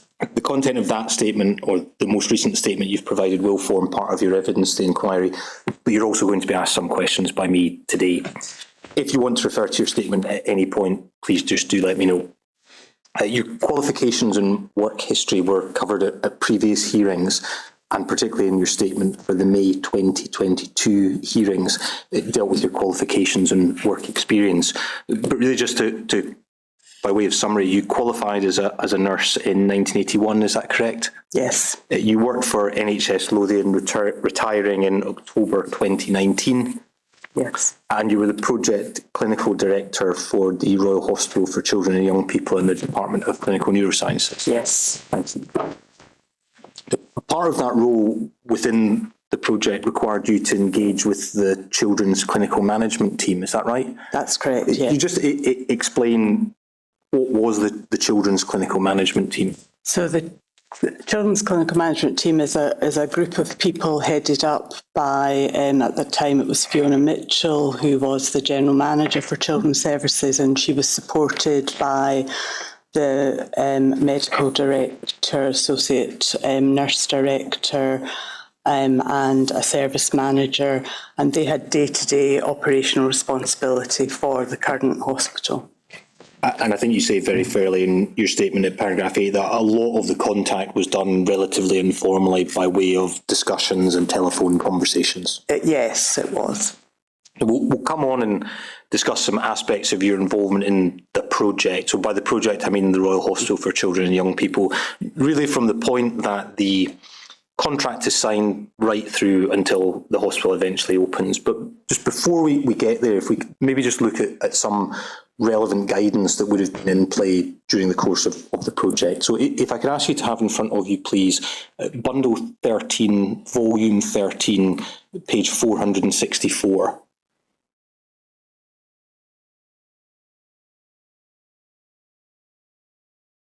Which is SHFN 30, Part B, HAI Scribe, Implementation Strategy and Assessment Process. Do you see that? I do. And was that a document that you were familiar with when you were working for NHS Lothian? It was, yes. And again, just explain in your own words, what is Part B of HAI Scribe? So the Part B is the process for implementing the HAI Scribe, and it's really about giving you the opportunity to identify any risks to patients, visitors, staff, and therefore then to manage those risks or mitigate them. And the inquiry's heard some evidence about SHFN 30 and HI Scribe before, but effectively there were various stages that you would go through on a project, with stage 4 being a check that was completed before final handover. Is that correct? That's correct, yes. If we could just look within the guidance itself, onto page 468, please. But before we go there and read it out, was this a document that was simply addressed to clinicians, or was it meant to be understood more widely within the NHS community? So, no, it should be understood more widely. We would certainly, I think, yes, it was used for obviously this project, but it got used in the then existing hospital for any refurbishment works, etc. So it was a document that estates would be very actively involved in, and whatever area the work was being undertaken, then there would be representatives there as well. So clinicians should understand it, infection prevention and control should understand it, estates should understand it. It should be certainly on the radar of a range of disciplines. Yes, and the contractor should understand it as well. Okay, that's interesting. Your position would be that on a major new build hospital project, that a document like SHFN 30, that should also be understood by the contractor. Yeah. Do you think that happened in practice in the period before 2021? I think certainly speaking for this project, Multiplex were aware of it because they were completing the Glasgow project, so they had used it there. So many of their staff were aware of it, yes. Not all of them, but some certainly were. And we'll come on and look at the guidance, but it talks about a partnership approach between various disciplines. Do you think that partnership approach happened on the RHCYP project? I think it happened from the point of view of having undertaking it with the infection prevention control and members of the project team and estates. We did at times have, depending on which stage of Scribe we were doing, we did have representatives from Multiplex as well. And in terms of Multiplex's involvement, do you think that worked in terms of the partnership model set out in SHFN? I think it worked to an extent. I think because invariably they would select one person to come along, and I suppose one individual couldn't necessarily able to answer all of the questions. So if we just look to Bundle 13, Volume 3, page 468, it says scrutiny of this guidance will highlight the frequent use of the word partnership. Successful use of HAI Scribe requires participation and cooperation, particularly between estates and facility staff and infection prevention control teams. To manage or mitigate the risks highlighted through the use of HAI Scribe requires knowledge from many sources. However, it's not expected that any group will possess full knowledge or experience of another's discipline. Am I right in thinking that you did feel largely that this multidisciplinary approach worked on the project? Yes.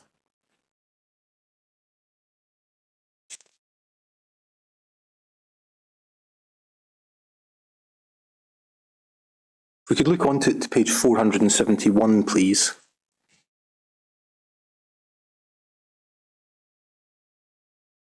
That sets out the 4 stages that we've just discussed a moment ago, including development stage 4, pre-handover check, ongoing maintenance and feedback.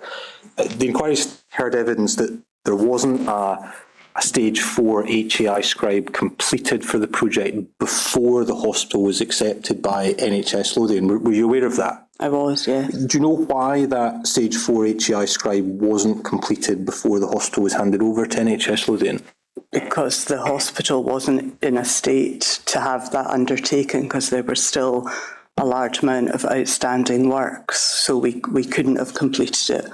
We were very aware that under normal circumstances you would do one before completion, but there would have been no point in doing it.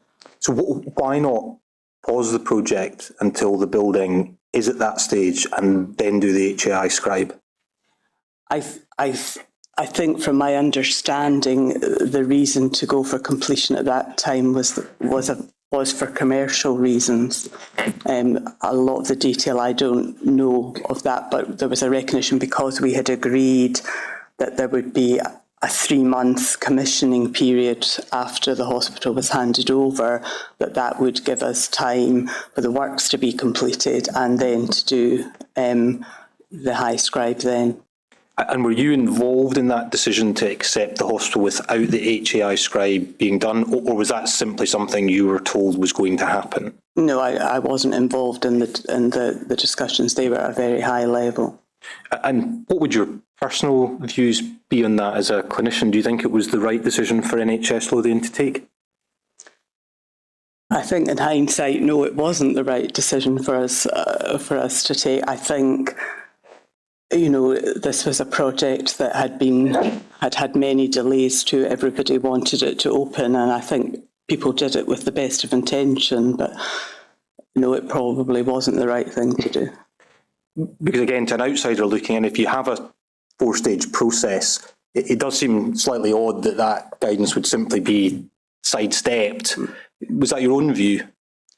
I think I did seek some reassurance from it because we had this commissioning period, so it wasn't that, you know, the hospital, we were saying it's completed and we're all, you know, we're going to move in the next week. So from that point of view, I think the part of the issue was that actually the works took longer than we had anticipated. And from a clinical perspective, what's the risks associated with not doing the stage 4 HAI Scribe before you accept the building? Well, I suppose you're not highlighting any issues that you may have picked up. Now, some of them might be very minor, some of them might be more serious, which would need to be rectified before you did have completion. Because we'll come on to look at this whenever we go through the various stages of the project, but one of the things that's asked for at the stage 4 HAI Scribe is whether or not the design complies with published guidance, including SHTM 0301, is that correct? That is correct, yes. So the very fact that stage 4 check hadn't been done, there hadn't been that final check signed off that the hospital did comply with published guidance, is that correct? That's my understanding, yeah. And again, would it be fair to say that's a sort of missed opportunity to spot some of the issues that were identified later on in the project? It could have been, yes. Thank you. I'd like to just look at one earlier set of guidance. So Bundle 13, Volume 3, page 554. So this is an earlier iteration of Scottish Health Facilities Note 30 that we've just been looking at from June 2007. Do you see that? I do. During your time working for NHS Lothian, would that be a document that you would have worked with? It was a document that I didn't particularly know about before I started on the project, but I was told about it and I did read it at the time. We also included it as one of the documents in the clinical output specification as well. Because the project really spans quite a long time, from 2005, effectively the concept, right through to 2021. Mm-hmm. So this guidance would have been in force at certain stages of the project before the 2014 guidance comes into play. Is that correct? Yes. And again, I won't take you through all of the issues within the guidance, but again, does it talk about a partnership, holistic approach towards healthcare-acquired infection? Yes, from my recollection is it very much talks about a team approach and that people would look at infection risks from their kind of area of expertise. Because if we look, for example, on to page 568, paragraph 3.10,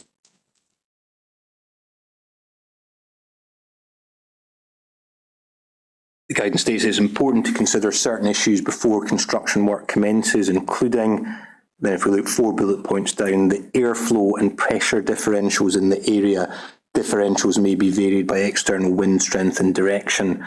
And then the next bullet point, the susceptibility of the occupants to infection, e.g. through respiratory problems, immunocompromised or intensive care patients. Do you see that? Yes. So if the guidance is directed at a whole range of disciplines, clinicians, infection prevention, control, engineers, estates, is the guidance really saying to all those disciplines, you don't need to be an expert in all these areas, but you need to have some basic knowledge of them?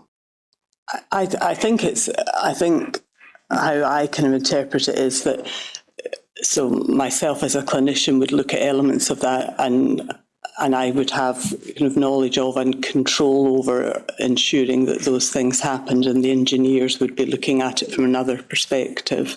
Clinicians may be looking after, depending on the area that they work in. The inquiry's heard evidence from at least one witness who's talked about it as almost a process of joining the dots, of trying to make sure that you've got all the right people so that everyone's knowledge almost overlaps, so that if there are issues you can join the dots. Is that a helpful way of trying to understand this guidance? Yes, I suppose that is quite a good way. Okay, thank you. If we could look on within Bundle 13, Volume 3 to page 573, please. Paragraph 5.2, which is headed Identifying Risk. Do you see that? Yes. And at paragraph 5.3, it states, to avoid mistakes and pitfalls, the project team must consider issues including how the product, equipment, room or clinic be used. And then the penultimate bullet point, what are the standards and guidance from architectural and engineering bodies, government departments and accrediting agencies? Do you see that? Yes. So again, there has to be an understanding on the part of the project team. Firstly, clinically, what's the space going to be used for? And you also need to be thinking about standards and guidance relevant to the project. Yes, and I suppose that was why we developed the clinical output specifications, because that covered those two issues. And then if we look over the page onto page 574, common errors, 5.5, common errors in design and construction adapted from Carter and Barr 1997 due to inept or non-existent risk management include. And then the second bullet point is incorrect air turnover and airflow patterns. Do you see that? Yes. So when you were working on the project, were you aware from a clinical perspective that a common error in these types of projects can be getting incorrect air turnover and airflow patterns? I'd say I did read the document when I joined the project, so I would have read that, yes. So I was aware that would have been potentially one of the issues. And it says that can happen if there's ineffective risk management. Now, on the project that the inquiry is considering, obviously it's a hospital that's built whereby there's one particular specification for a pressure cascade, which is agreed in Settlement Agreement 1. That's then changed within Settlement Agreement 2. did this project then fall into this kind of classic common error of just inappropriate risk management being done and missing air turnover and airflow patterns? I think, yes, the kind of history of what happened, yes, you would have to say that is what happened, yeah. And what's your understanding of, if this is a known common error, how does that happen on the project?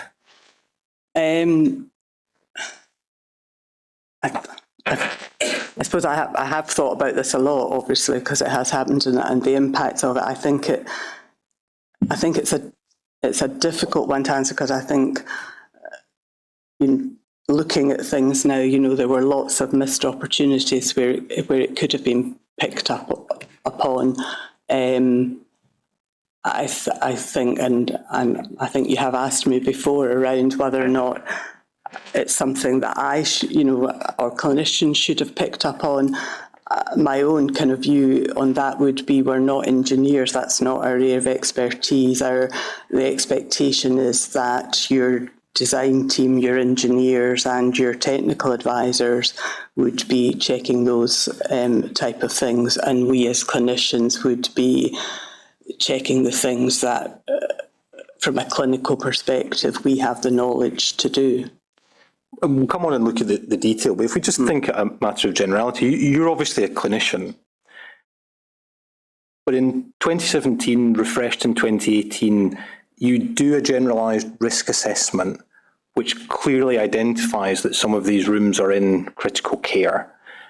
And you send that on to Mott MacDonald, and you send it on to the estates team at NHS Lothian. It's difficult to understand how it wasn't spotted that these spaces were in critical care, given the generalised risk assessment that you did and the wide body of people that document was sent to. Do you have any observations on that? I mean, obviously, yes, it's very disappointing that it wasn't picked up. As you say, there was a wide range of people that it went to.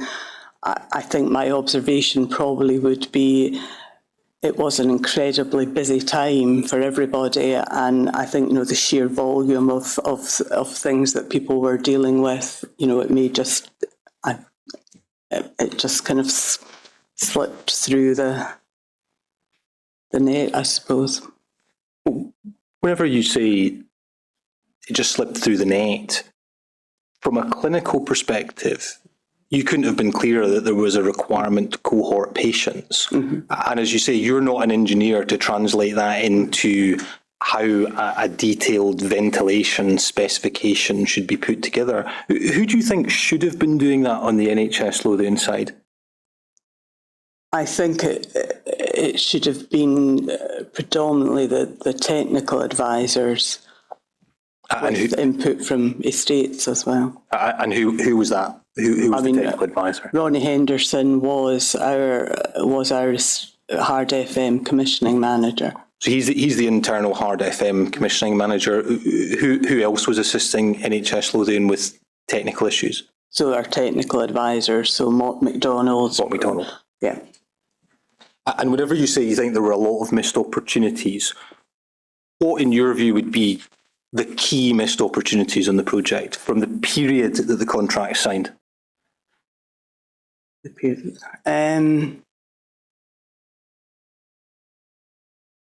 I think obviously that the error in the environmental matrix is probably one.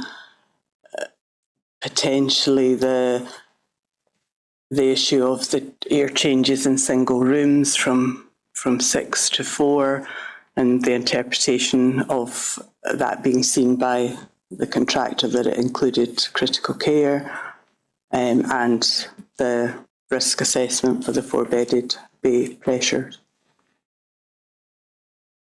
Thank you. I'm now going to move on and ask you some specific questions about the project. I'll try and break it up into stages. So firstly, to deal with the period from when the contract signed up to Settlement Agreement 1, then look at Settlement Agreement 1, then look at the reports when IOM Limited come in, and then look at High Value Change Notice 107 and the period after that.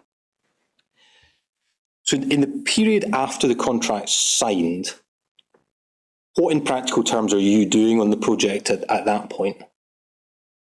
After the contract signed, so the design was ongoing then, so we were still doing room layouts, so we were meeting with every department, with the clinical leads for every department, with the architects and multiplex design manager to finalise the room layouts. We were agreeing on the equipment that was required.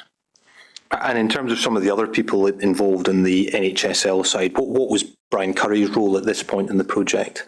So Brian's role obviously was the kind of to make sure that everything was going along as it should do, have an overview of everything that was happening. And what about Ronald Henderson? What was his role?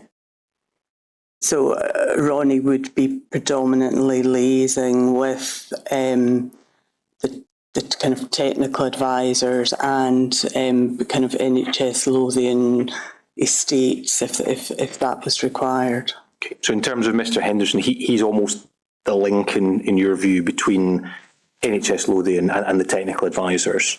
In many ways, yes. I mean, the technical advisors for some things did directly discuss things with me, but it was mainly around kind of maybe, a clinical query about something. And what was your understanding of Mott MacDonald's role in the project at this point? So the reference design's been completed, the contract's been signed. What, if anything, are Mott MacDonald doing at this stage? So they were continuing to give us advice. We still had a large amount of RDD to sign off, so they were obviously reviewing that, and they continued to advise us on these things.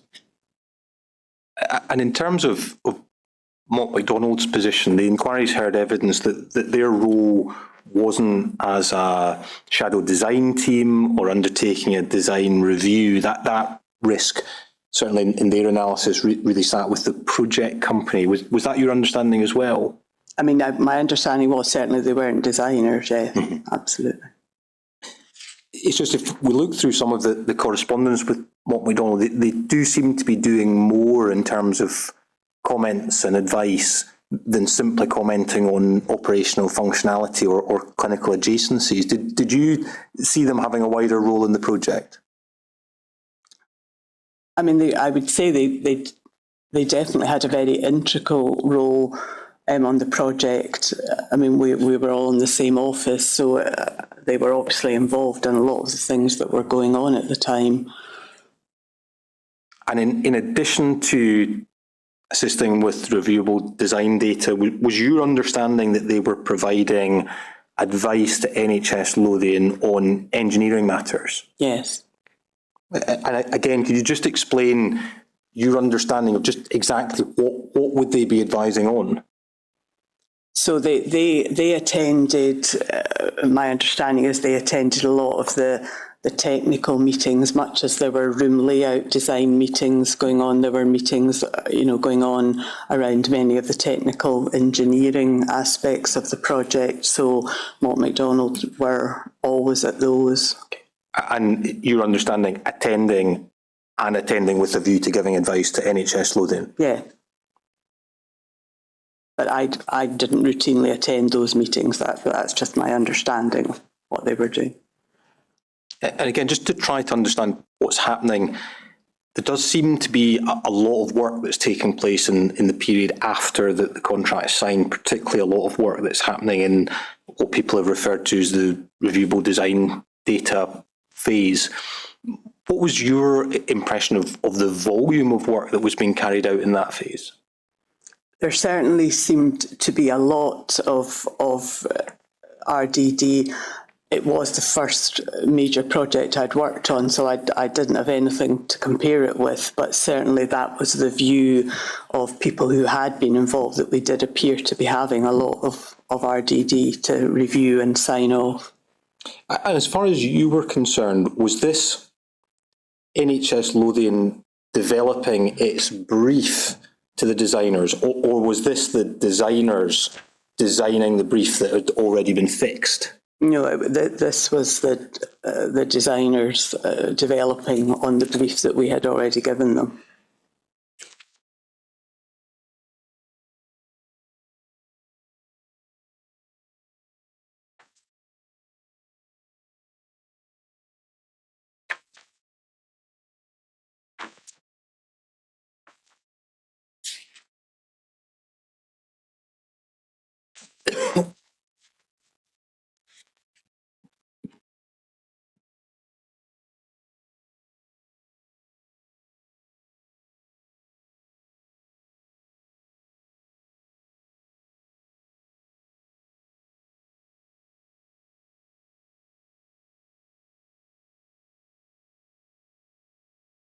If I just ask you some questions then about the timeline, really from 2017 onwards, in terms of your involvement in the project and how matters developed, was there a dispute that arose in relation to the 4-bedded rooms?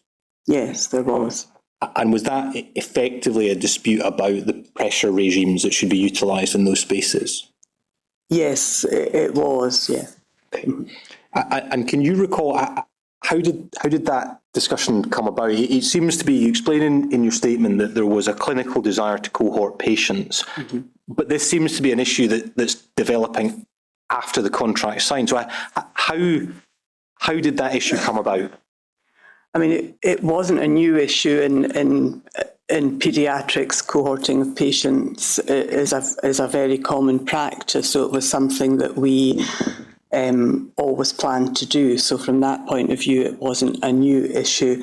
I can't actually recall who first raised it as an issue. I think it was raised on the back of the design team had said that the 4-bedded bays, they had equated it to a general ward in the guidance, which obviously has a different pressure regime, and our understanding, and we did, Ronnie and infection control sought advice from HFS on this as to whether or not that should be the case, and the view was that no, they should be treated the same as a single room, because obviously a general ward is a collection of rooms, a 4-bedded room is one room, so that was how it came about, but who actually first of all raised it, I can't remember. Okay, but again, by the point we're in 2017, is this effectively a live dispute between NHSL on the one hand and IHSL and Multiplex on the other? Yeah. If I could ask you to look to Bundle 13, Volume 1, page 34, please.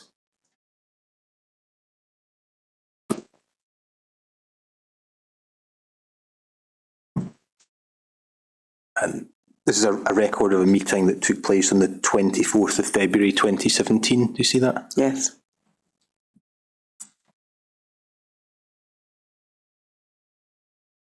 So in the NHSL side, we see at point 2, you were listed Janice McKenzie of NHSL. There's also Dorothy Hanley, Brian Curry. We see that Camille Kawajczyk of Mott MacDonald, the technical advisor, he's there, as is Mr. Ronnie Henderson as number 8 from NHSL. Do you see that? Yes. We'll come on and look at some of the documents relating to that meeting, but is that a meeting that stands out in your memory? Do you remember what was discussed at it? I remember being asked to attend it. Routinely, neither myself nor Dorothy Hanley, who was the commissioning manager for Children's Services, would go to those meetings, but we were asked to go to explain why we wanted to cohort patients and to identify areas where we wanted to do that. And whenever you say areas that you wanted to do that, would you be telling people at this meeting that some of these rooms are in critical care? I honestly can't remember if we did. My recollection is we were presented with the list of all the 4-bedded bays just by code, and we went through it quite quickly, just saying, yes, that room is essential, non-essential. I don't genuinely know if we identified each of the departments. Okay. The only reason I asked that question is, again, if we think back to some of the guidance, SHFN, it says you need to know the clinical use for the space to work out the ventilation requirements. Can you explain how was it being determined which rooms it was essential to have balanced and negative pressure if everyone in that room wasn't discussing the clinical usage? I suppose, partly because what we were doing is we were identifying where we wanted to cohort patients, and we had the advice to us from infection control was if we were going to cohort patients, then it had to be balanced or negative pressure. So that was what we were looking at. And in terms of that advice from infection prevention and control, are they saying if you want to cohort patients in critical care rooms, it's balanced or negative pressure? Or are they simply saying if you want to cohort patients in a general ward, it's balanced or negative pressure? My recollection is that the discussion was around where did we want to cohort patients, and we did discuss the risk assessment with them, so it was identified in that risk assessment the areas that we wanted to do it in.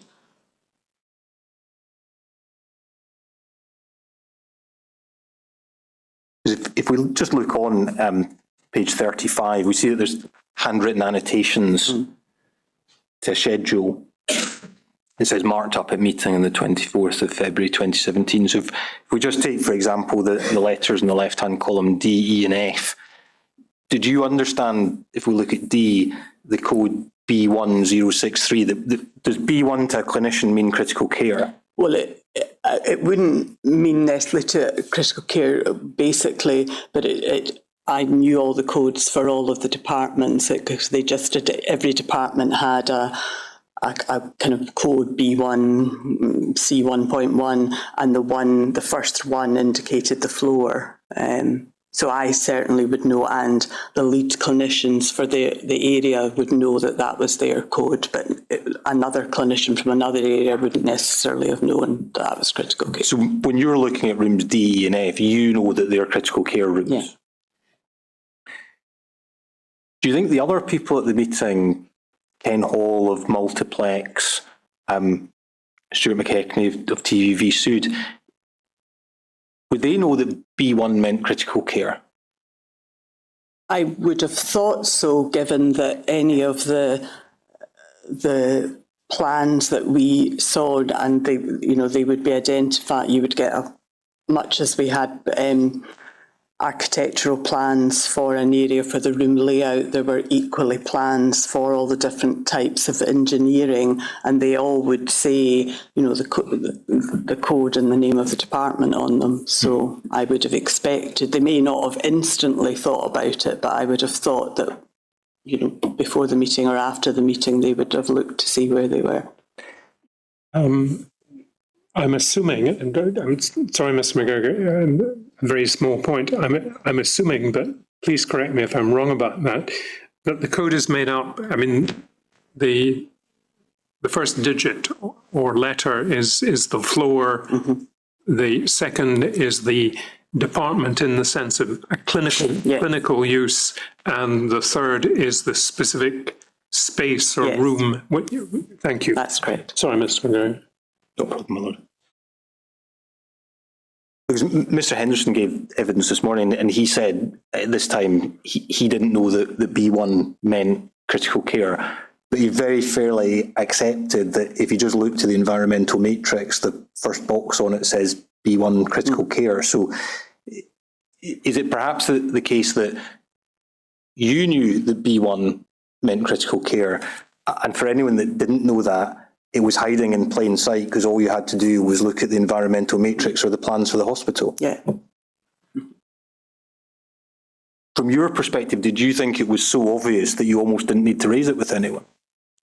Yes, yes.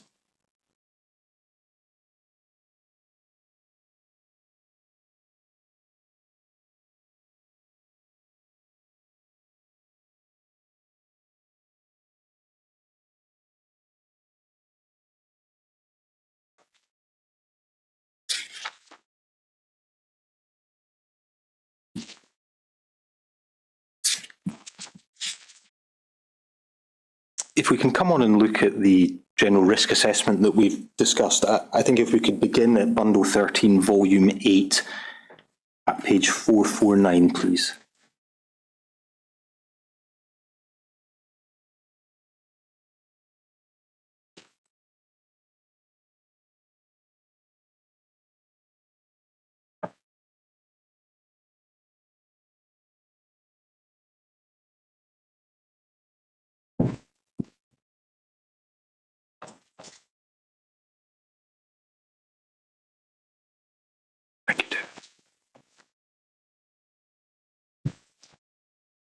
And if we begin with the email at the bottom of that page, that's the email from yourself, Janice McKenzie, to Jackie Sansbury and Brian Curry, dated the 6th of July 2017. Do you see that? Yes.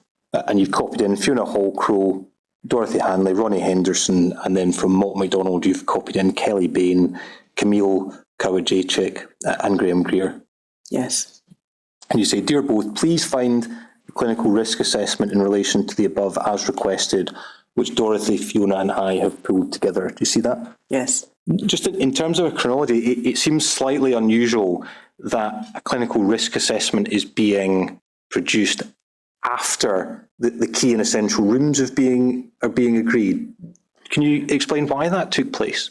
I think at the time of the February meeting that was the kind of initial meeting. It still hadn't been agreed that those were going to be the rooms. There was still a lot of debate going on about whether or not IHSL were actually going to do anything about it or what was happening. So at that point, the Children's Services were aware that there were issues going on, but we didn't feel until we were kind of a bit clearer about what potentially IHSL were prepared to do that we could do the risk assessment. Thank you. And then the email continues, the issue only really affects Children's Services, but we've discussed with Hester. What was Hester? Hester Niven was the clinical nurse manager for DCN. Thank you.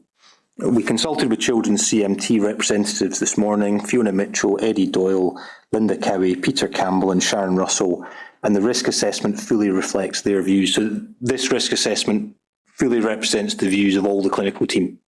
Of the clinical management team, yes. Thank you. And it says, they are clear, as are we, that we cannot have a new facility that does not give us the option of cohorting patients with airborne infections. We have suggested an overall compromise position of only some of the 4-bedded rooms in the facility having the ventilation changed.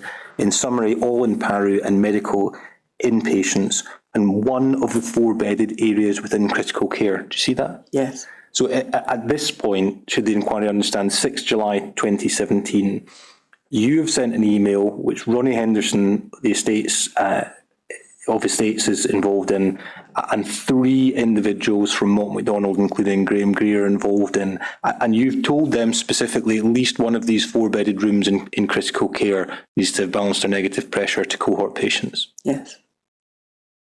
However, the Children's CMT did say that to achieve this, there would be a delay to programme. Then the questions whether we should not be changing all of the 4-bedded rooms to allow for future proofing and flexibility. You see that? Yes. So whenever you send this email, does Ronnie Henderson come back and say, if those rooms are in critical care, you need positive pressure? No. And no one came back to us. Nobody. So Malt MacDonald, 3 individuals from Malt MacDonald included in this email chain, told that these spaces are going to be in critical care, and they don't come back saying you have to do it by way of positive pressures to comply with the published guidance. They're not telling you that? No, nobody told us that. No. Then the next paragraph states, infection control have also confirmed they are happy with our risk assessment. So was this something that you obviously discussed with infection prevention control? Yeah, so we discussed it with Jeanette Richards or Ray, I can't remember when she got married, but who was our link with infection control. Okay. So when you say infection prevention and control are happy, you mean Jeanette Ray or Richards? Yeah, she was the link and she would escalate anything to the wider IPC team. Thank you. Then if we look on to the record of the general risk assessment, that begins on page 451. Date in the top right-hand corner, 5th of June 5th of July 2017. Subject of assessment. Bedroom ventilation design in 4-bedded rooms does not meet the recommendations of SHTM 0301 as the current design as the 4-bedded rooms as being positive pressure. Do you see that? Yes. Now, you tell us within your statement you're not an engineer, and while you might know about the existence of SHTM 0301, you're not someone that has the technical knowledge to work out whether something is or isn't compliant. Has someone told you that there's a non-compliance with SHTM 0301? Yes, because we knew that around, again, it was the issue of how 4-bedded bays were being treated, and the design team were treating them as a general ward. So we did know, and we were told that, it should be a single room, in which case. And when you say we were told, who told you that? So I think it initially came from Mott's from Colin McRae. So Mott's from Colin McRae, you go to Mott's, Colin McRae, and say, we want to cohort these patients. And his response is, if you want to cohort the patients, you have to do that. You can't do that with positive pressure. It has to be balanced or negative. Is that right? That was correct. And we, as I say, we then discussed it with Jeanette, the IPC nurse, around that. And at the time she agreed that.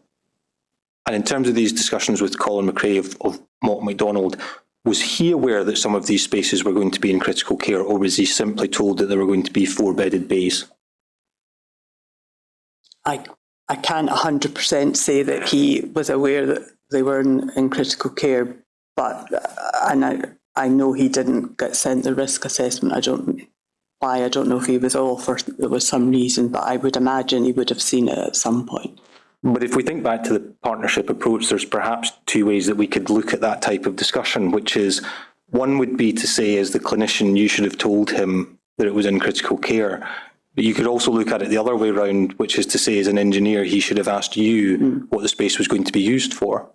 Is that a fair way of looking at it? Yeah, no, I think, yes. So it's just difficult to understand if all the right disciplines are involved and they all know about the published guidance that talks about working in a partnership approach, knowing about all the relevant published guidance. How does it come to be in this period that there still seems to be this statement that there's non-compliance with SHTM 0301 because it's positive pressure, whenever we know much later down that's exactly what gets built into the hospital? I suppose the honest answer is I don't know. I don't know how it happened. But certainly when you're committing this generalised risk assessment, what you've been told is that the pressure regime of positive is non-compliant with SHTM 0301. Mm-hmm. And you, from a clinical perspective, couldn't be any clearer, as we'll see, in telling people at least one of these rooms is going to be in critical care. Yes. And no one from Estates or Mott MacDonald is pushing back, saying, because this room's in critical care, we need to do something different. No, nobody did, and we would have looked at it very differently if that had been the case. Thank you.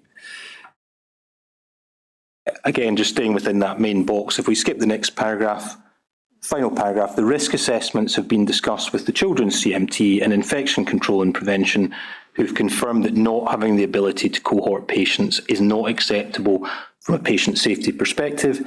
In addition, the Children's CMT highlighted that if the programme is going to be delayed in order to achieve compliance with the SHTM 0301 in the 4-bedded rooms, then should we not be considering achieving this in all 4-bedded rooms? Do you see that? Mm-hmm. We then see the overall risk section, which addresses the cohorting of patients.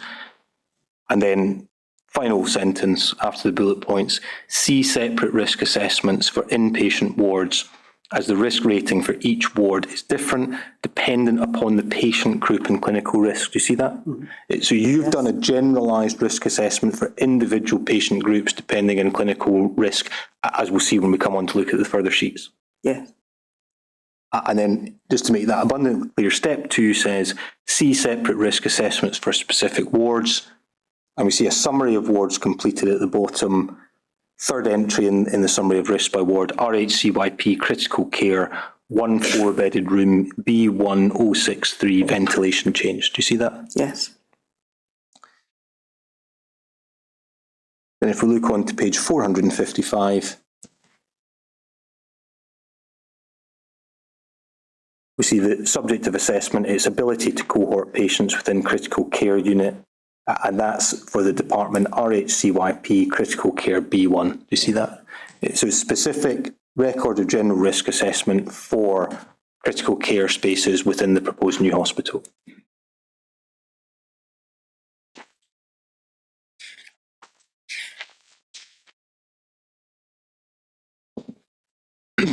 Lord Bury, I'm conscious that that's just before 4:30. I was going to move on and look at the next risk assessment, but I don't think I would complete that in the next 5 minutes. That may be an appropriate place to break. Well, I'm happy to be guided by you, Mr. McGregor. Ms. McKenzie, can I ask you to come back tomorrow for 10 o'clock? Thank you Yes. very much indeed. Mr. Ray will show you out.